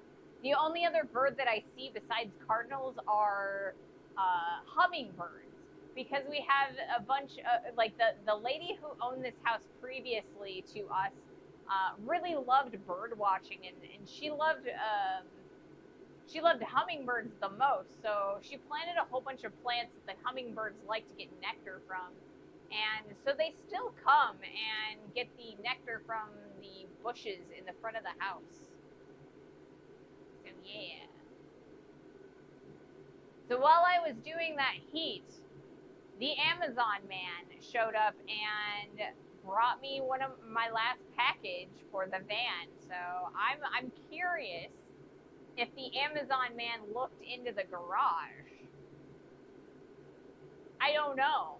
I am a little bit not worried or concerned or anything. I'm just curious, really. I imagine that they, if they did get a good look here inside the shop, they probably got an interesting eyeful. That or they ended up seeing my back and my rear end. So I don't know, you know? Yeah. Hey, Christy. I did say that right. I think I did. I wasn't sure if I read the name correctly. But yeah, so the last thing on the list is the EVA foam for the walls. So we have EVA foam that comes in a roll that we bought, and it's like corduroy almost, where there's wide bands that are protruding from it, and then there are skinny bands that are recessed. And like I said, it kind of reminds me of corduroy. The recessed areas are black, and the protruding areas are like a light gray. So we're kind of going to use that as the walls over top of the insulation. So I'm hoping that it turns out looking pretty neat. It kind of reminds me a little bit of, well, obviously corduroy, since I just said that, but also wood paneling almost. So this is going to end as an unboxing stream. I don't know. I mean, it depends if I, go out and grab it and bring it into the shop. We've opened some of the boxes, but we haven't pulled anything out because it has to go into the van, and I don't really want it to get dirty. So I probably won't open it on stream.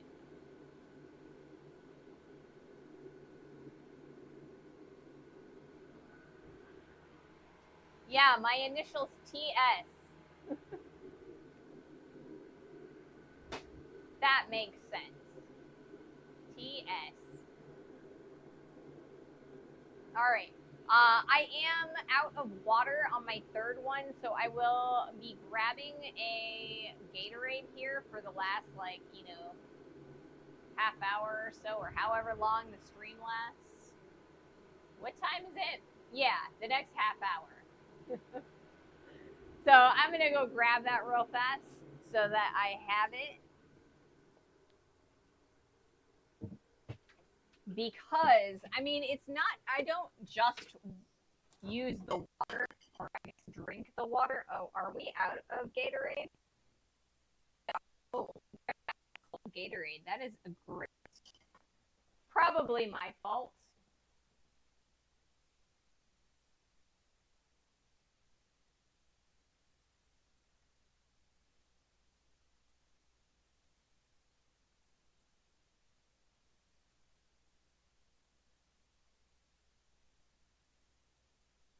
When I'm looking for Gatorade, it'll be there. All right. Back in the shop. Okay. So yeah, we are back.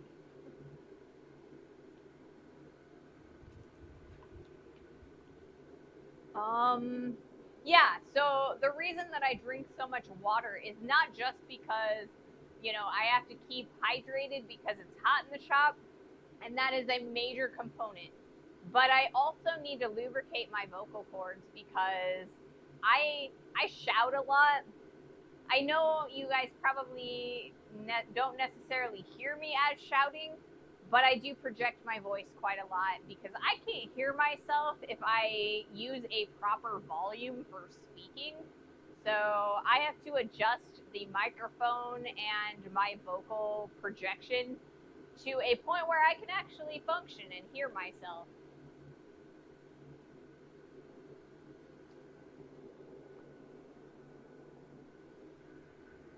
All right, this is gonna go over here, and that can go and live there for the moment. What else was I gonna talk about? I think there was something else I was gonna talk about, and I don't remember. You know what? While I was out, I should have gotten the EVA foam and brought it at least into the house, or at least into the space between the garage and the house, so that's all right. I have the garage door open, so porch pirates are probably going to beware. It is kind of loud here, and you can definitely hear it around the neighborhood. So I think it's safe. I'll grab it on the way, or after the stream is over. I don't have that long left. All right.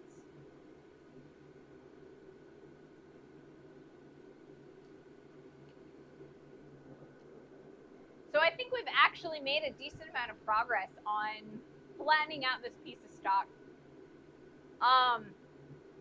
It started, at this size right here, and I think we've actually, taken off about that much. I think that's a pretty good amount to be taken off in, one day. With my arm and that really weak press. So I do think that it's probably going to take us another stream, or at least another amount of time of a stream, in order to get that stock process to the point where I can actually make an axe from it. So I think I will probably do one more stream processing this stock. And then from there, if I don't finish it, I'll probably try and process it on Tuesday so that we can start the axe head on Wednesday, if that's all right with you guys. Because I want to, show you all of the processes of things that, happen in blacksmithing. But I also don't want you guys to get bored of the same process over and over again. And I know you guys don't mind, but, my house is on a busy street and kind of near the hospital, so porch pirates aren't really a problem here. It's kind of the same here. I live on a busy street, but I'm not near a hospital. I am near a recreation center, so like the YMCA. It's not actually the YMCA, it's like a locally owned thing. And then I'm also actually relatively close to the city hall, the library, the police station, and the fire station. So there's constantly like emergency response people like just passing through, and there's always people, but you never know. Some people are brazen, and so, I don't like having things just sitting out for long periods of time, but a half an hour isn't that long.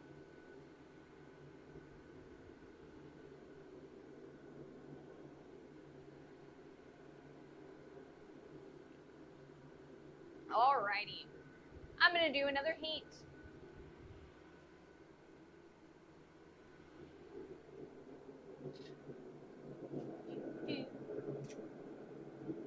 No. You're not going to fall over on me. There we go. Much more better.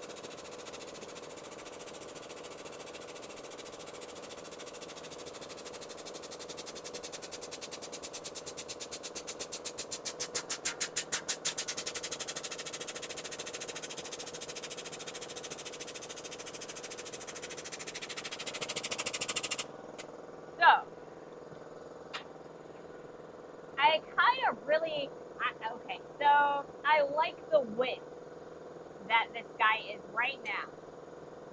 But I also want to reduce the height of this bar of stock by half. So this is about double the width, or like the height that I want. And so I want to turn all of this height into length, I think. So that's what we're going to focus on Monday and a little bit today, I think. So, like I said, I like this measurement. Want to reduce that in half and put that stock in the length.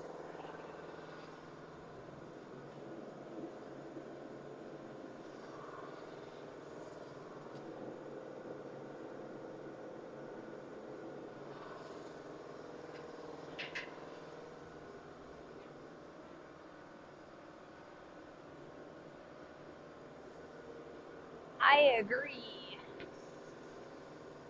All right, so it looks like we've got an ad upcoming. So I will stop. I mean, I just finished a forge, so I mean, the entire time the ad runs, it'll be heating again. But yeah. Someone is calling me. Spam. Or suspected spam. It's weird. I don't think I've ever gotten a phone call in the middle of stream. That's kind of weird. Oh well, they can get to my non-existent voicemail box. I don't actually use my voicemail box because I don't really listen to my voicemails. I feel like anybody who wants to leave me a message can text me. And I mean, if I am normally, like, if I'm not, streaming, I am pretty much in touch at all times and I'm able to answer the phone. So I kind of feel like, if I'm expecting someone, I'll answer, but, not during stream. And I'll call someone back if I can't get their, if I can't get their message or their phone call, I'll just call them back.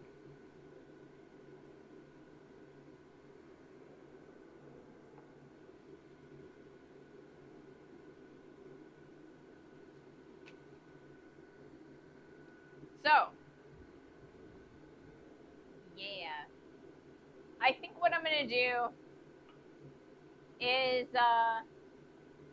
like I said, I'm going to focus on drawing or like thinning out that piece of stock a little bit more and drawing it into that length. I'll probably do a couple more, or several more heats, but I definitely won't get it all the way done. So I think we should be able to finish it on Monday, or at least processing the bar on Monday. So yeah, I'll probably do 4 or 5 more heats maybe. I'll forge up to the 2.5 hour mark, like our time slot, and then I will end the stream for the day and we'll raid off. So that is the plan for the rest of the stream. And I didn't really add anything while the ad was rolling, so I did see my partner just pull in, so that means that my partner can get the piece, or the package. So yeah, hi. The package is here. Amazon came while I was here.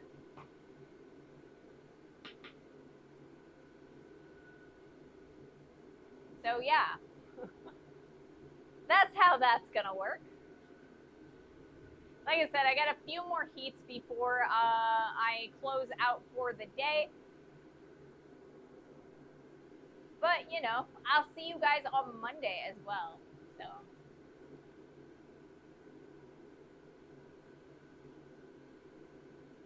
We are doing a lot of work, but I'm pretty sure, I'm still pretty, excited and spry right now. I'm not amazingly tired, so I think I should be able to, do all of the work that I need to do this weekend and still be back on Monday this time. So we will make sure we are back on Monday and not skipping again.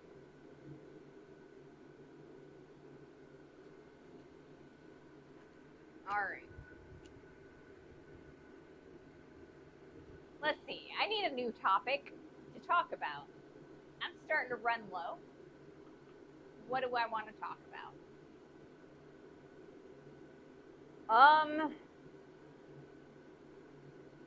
So I haven't actually done a lot of forge. Well, I haven't done any forge welding with 4140, and so I need to look up on the internet to see if there's any special processes that I need when I am going to forge weld this axe head, because the whole idea, the reason why we are turning it into a rectangle is so that we can wrap it around a handle and forge weld the tip, or like the end of it, into an axe shape. And so, like I said, I'm not amazingly familiar with forge welding it, but I think that if it doesn't want to forge weld to itself, then I can always put a bit of high carbon steel inside of it and then forge weld the 4140 to the high carbon steel, and that will give me a nice fold and forge weld. So we'll have to decide in a few streams if we're going to put a bit, or if we're actually going to put a bit, or if we're just going to leave it as is. The bit is kind of like so you take another rectangle of high carbon steel and you kind of fold it inside there, so that, you know, you've got like, I don't know, if this is a bar of high carbon steel, you kind of fold it in there and forge weld it together. So this is on the outside and it's the cutting edge, and then you've got your 4140 as the body of the axe. And a lot of times people will actually make the body of axes out of low carbon steel. Things like, you know, your 1019s and your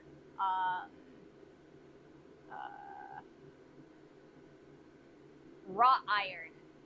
And then they'll put a high carbon bit inside there so that they get a nice sharp blade out of the axe, and so that it's strong and durable. So that's kind of, I have to decide whether I need a bit. Now, like I said, I am using 4140, which is a high carbon, or I guess it's more of a mid carbon steel. And so the blade will stay relatively sharp on its own, even if I don't affix a bit inside there. But it might, I think that it would be prettier if I put a bit inside there, because you can always see like the difference between the two metals when you are forge welding pieces on. They kind of patina a different color. So we shall see what I decide to do. It also depends heavily on how long this project takes as to, you know, what I'm able to get my hands on for the bit, or if I can't get my hands on a bit at all. But yeah, I'm gonna do another heat now, I think.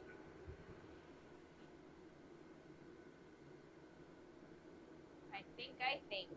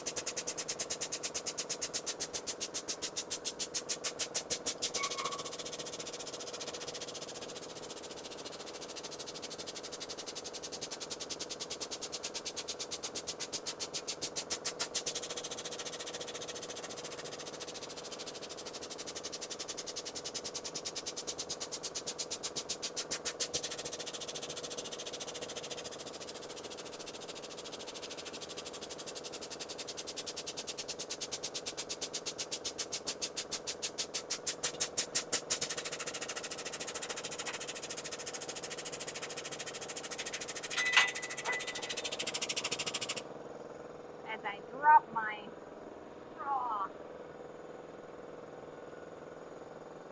thingy thing.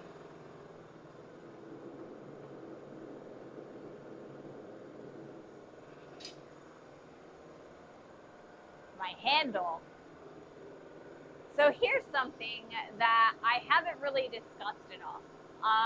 So how do I know when to let up on the press when it's done squishing? And it's kind of a feel thing. So a feel and a listening thing. So when I'm on the tight cam, you might actually be able to hear it, but when I have the press on, it kind of has like a ticking sound, and it kind of vibrates through that ticking sound, and that's caused by the air flowing into the pneumatic bottle jack. So I always know when to let up when it starts struggling.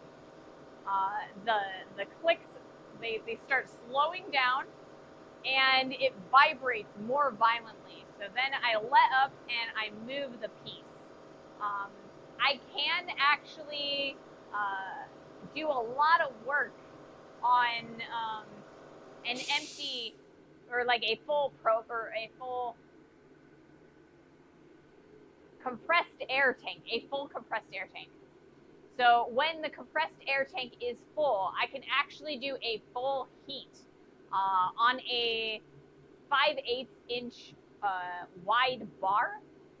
And so it's actually, you can get a lot of work before, it won't function anymore, if that makes sense.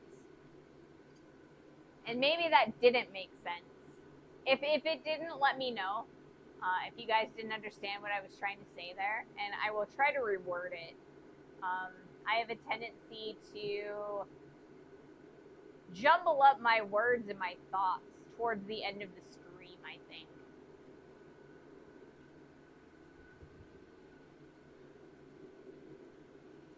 It's kind of at the end of the stream, I have started running out of topics that I thought about for the stream, and so I'm starting to pull things out of thin air. And then that means that I have to dig a little bit deeper in my brain to kind of come up with the answers for things and stuff. I try to give myself a breadth of topics that I can talk about, and at the end, sounded coherent to me. Welcome to the stream, Unauthorized Nate. Thank you so much for joining us. But yeah, so towards the end of the stream, I have a tendency to run out of topics. When you run out, just start shouting at clouds. That's what I do. I don't know. I mean, do I look like an old man? Like the Simpsons meme, old man shouts at clouds?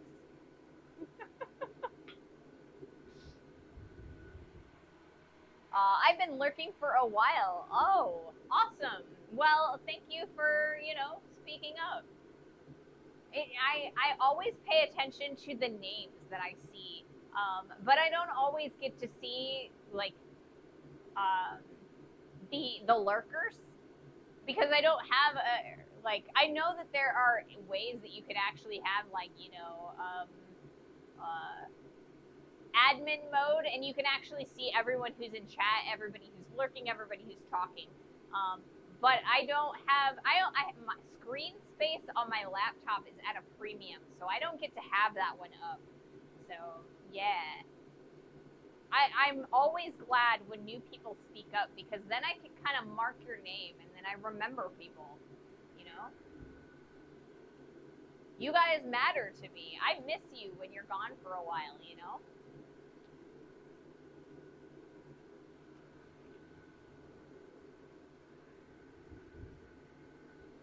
We've got some regulars. We got some people who come sometimes, and sometimes they just are, they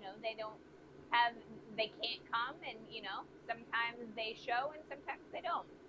But I try to mark when everybody's here. I really like talking to you guys.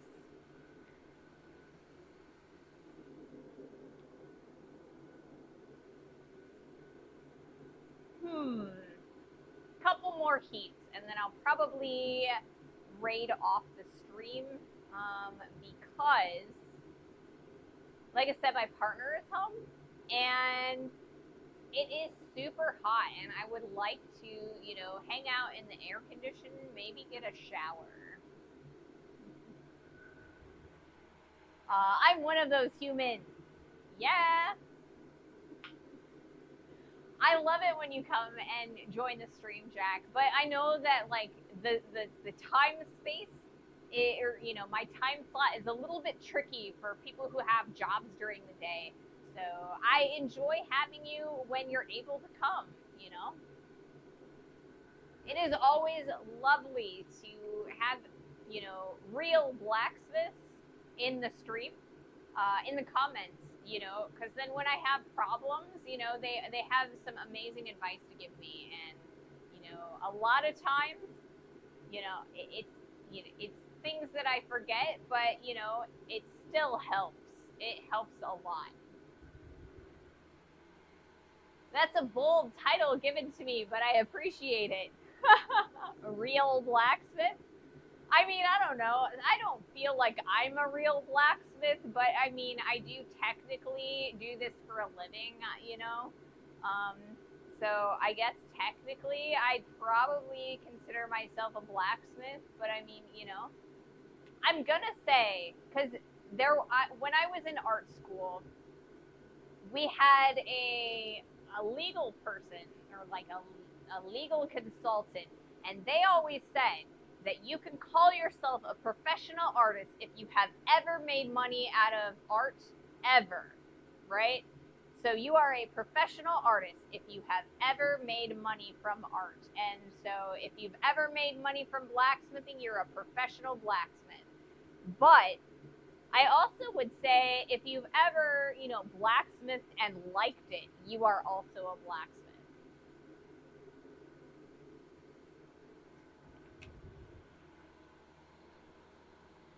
I think we all have some version of imposter syndrome until you're like Swiss or dirty, right?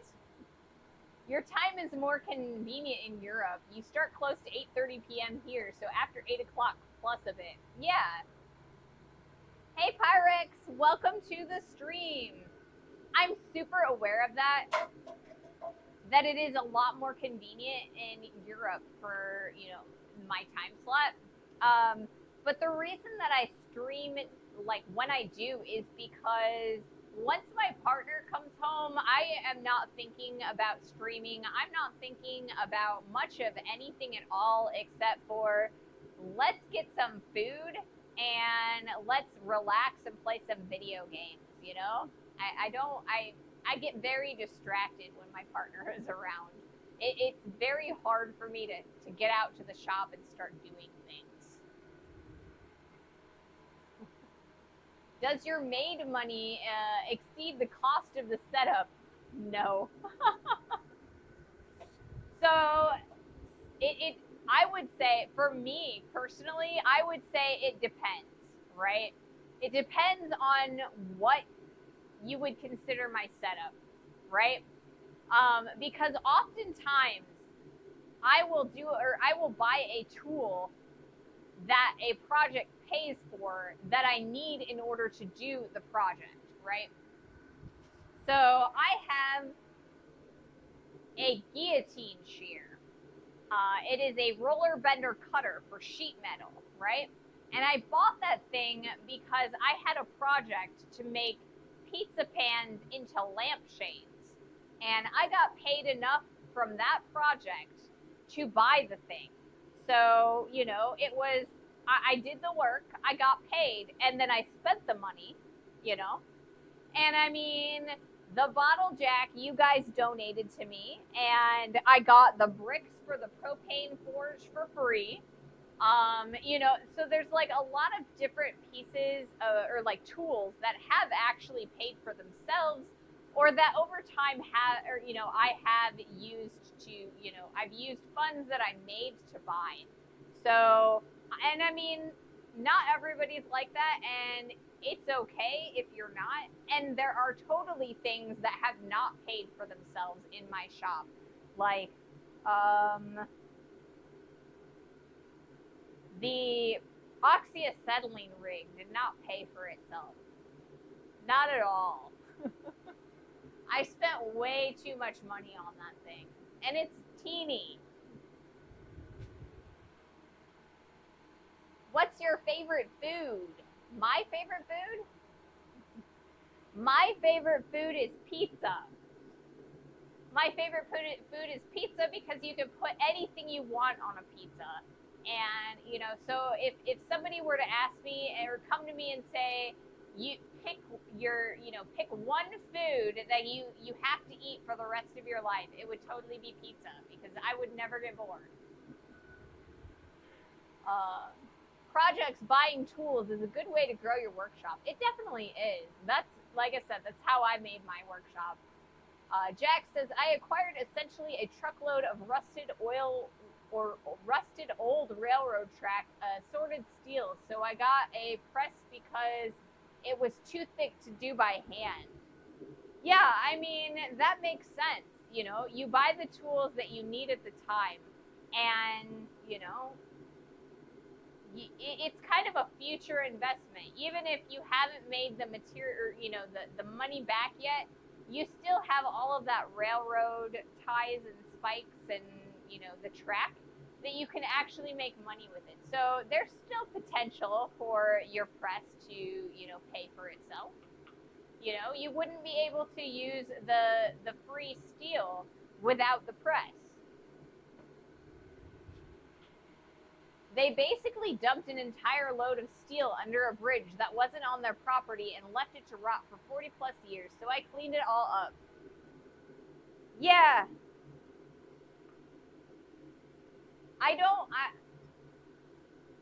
It sucks when they do that, right? Because it's kind of littering, but then, you know, it is technically illegal to take it, too. Without permission anyway. I'm sure you got permission to clean up under the bridge or, you know, but yeah, it's kind of like deceptive, you know, they dumped it, so it should be free to use, you know? Yeah, it was all above board. It was approved to get it. Railroads are litigious as all get out. Yes, definitely. They definitely are. So you have to be very careful when you are getting railroad track, railroad spikes, etc., just to make sure that it's cleared for use. Because yeah, you don't want to get sued by the railroad company for, you know, making $25 on a railroad spike knife, you know?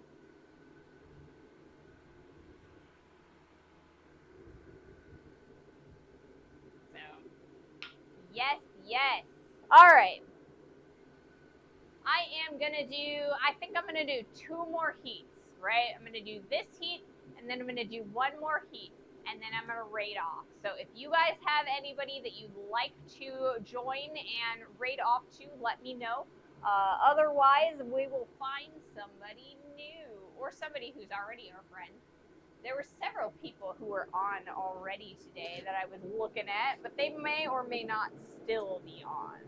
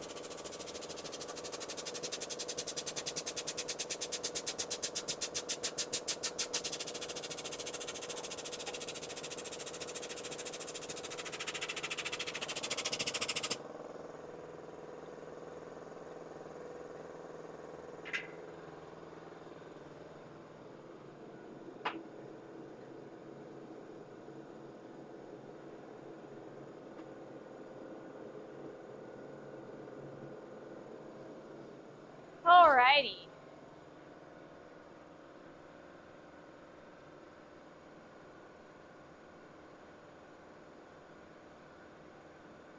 I ain't never liked no one, and I ain't starting now.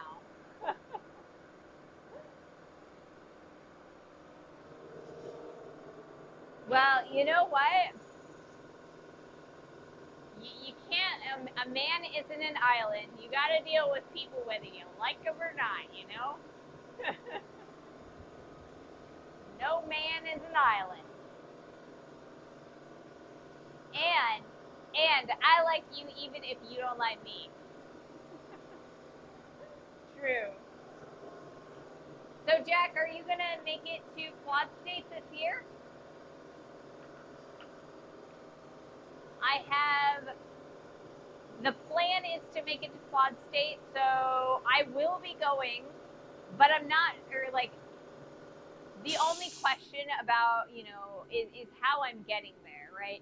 So we've got the van and we're trying to kit it out so that we've got a nice place to stay.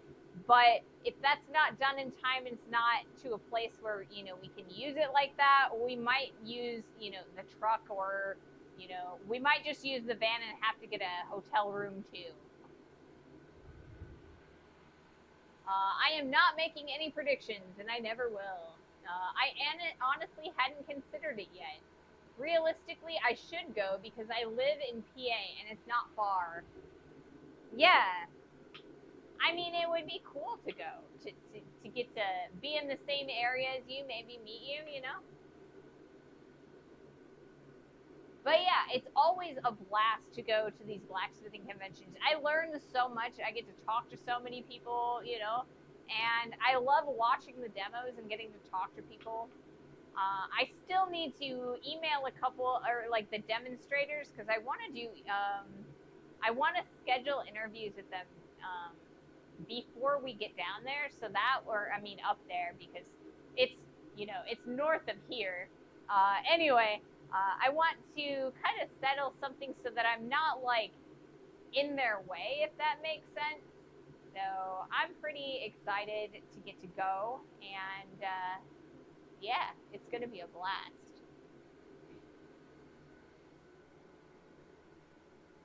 I'm just much more shy in person mostly. That's all right. I'm pretty shy and reserved too, until you tell me that I need to actually be boisterous and, be social. I can put on an act, but I'm not very good at doing it on my own, So, it's sometimes it's a little bit much, but I'm teaching myself and learning, and I think I'm doing a lot better than I was when I first started streaming, at least.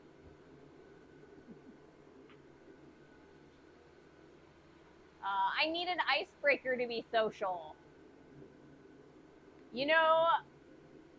I tend to find that telling people I'm a blacksmith is a pretty good icebreaker for the normies. Now, in blacksmithing, I have the advantage of just being like, hey, my name is Ray, and I run a YouTube channel and a Twitch stream. Would you like to talk to me? I would like to talk to you, But not everybody has that, so, icebreakers can be hard. I get that. I'm the kind of person that until I started, making it my job to be social and, to cold call and produce things, I was the kind of person that I wouldn't talk to anyone unless someone I knew talked to them first, So I hear you on the I need an icebreaker. So, did I tell you guys that I'm going to go, or in October, I'm going to take another trip, a second trip this fall, and we are going to Memphis, Tennessee, to the International Metals Museum for Repair Days? I know I've talked about Repair Days. I've talked about going next year. But I kind of didn't think that I'd make it this year because normally Repair Days is in September, and I don't think I can manage 2 trips in 1 month. But because it's in October, we get to go. So I'm super excited to go to Repair Days. It's been like 5 years since I've been to one. I'm super excited. Sweet, nice. Yes. I have to make my emails, but it's going to be a lot easier for me with Memphis and the Metals Museum than it will be with Quad State because I know most of the people who run the Memphis Metals Museum. So it's kind of like, hey, do you guys mind if I do this? You know me, as opposed to, hey, you've never met me, but a repair stream. Yes, it's gonna be a repair stream. All right, so I've got an ad, and once that ad is done, I'm gonna do my last heat, and then I am going to raid off. I keep doing that. I'm sorry. I should delay my last ad so that you guys don't have to sit through it. I always complain about that, and then I always forget. I'm sorry. I keep looking over and reaching over for my cup, and it's not there. It's empty. This is what I'm looking for, but it's empty.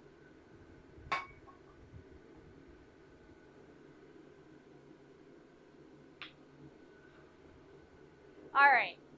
The ad is about 30 seconds from being done. So, yeah. Put those over there because I don't need them. And yeah, we've got plenty of heat, so we should be good after this ad is over. And then we'll raid off. We'll kind of see who's online. Like I said, I like to, raid to friends that we already know. But if we don't, if none of our friends are working or, streaming, we'll meet someone new and make them our friend. Make them our friend. Null pointer exception.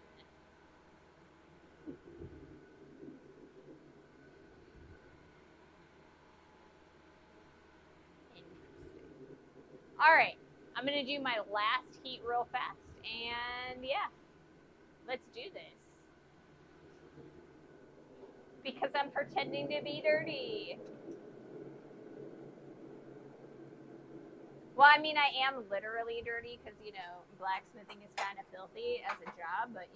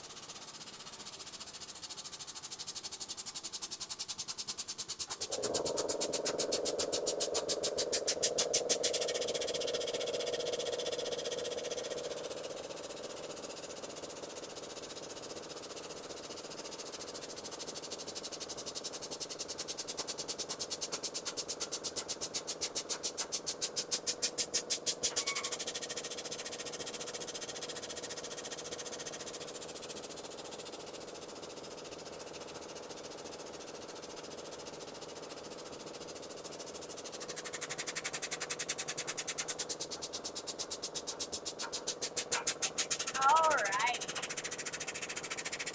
And that is the amount of heat that we were able, movement that we were able to get today. Not bad, not bad.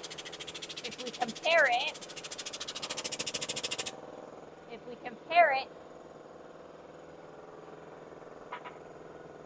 check that out. We got a lot of length, we got a decent amount of width, and we sure got a lot of, we reduced the height quite a bit. So that's exciting. Put this here. We're going to change cameras. Alrighty, guys.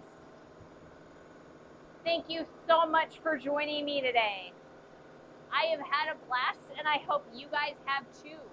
I will be back on Monday.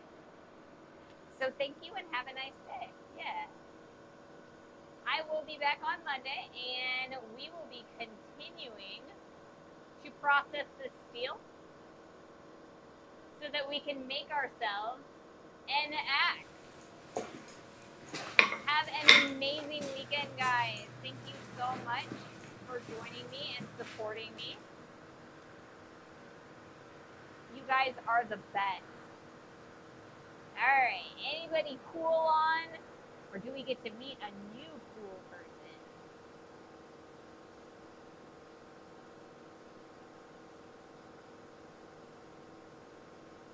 Oh, we've got or several people.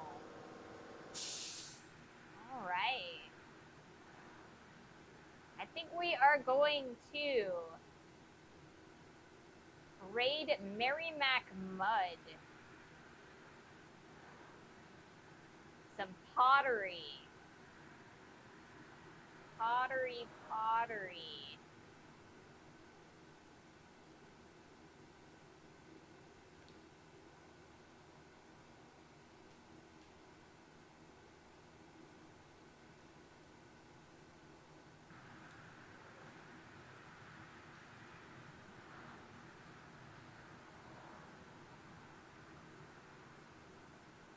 Alrighty, thank you guys so much. Have an amazing weekend.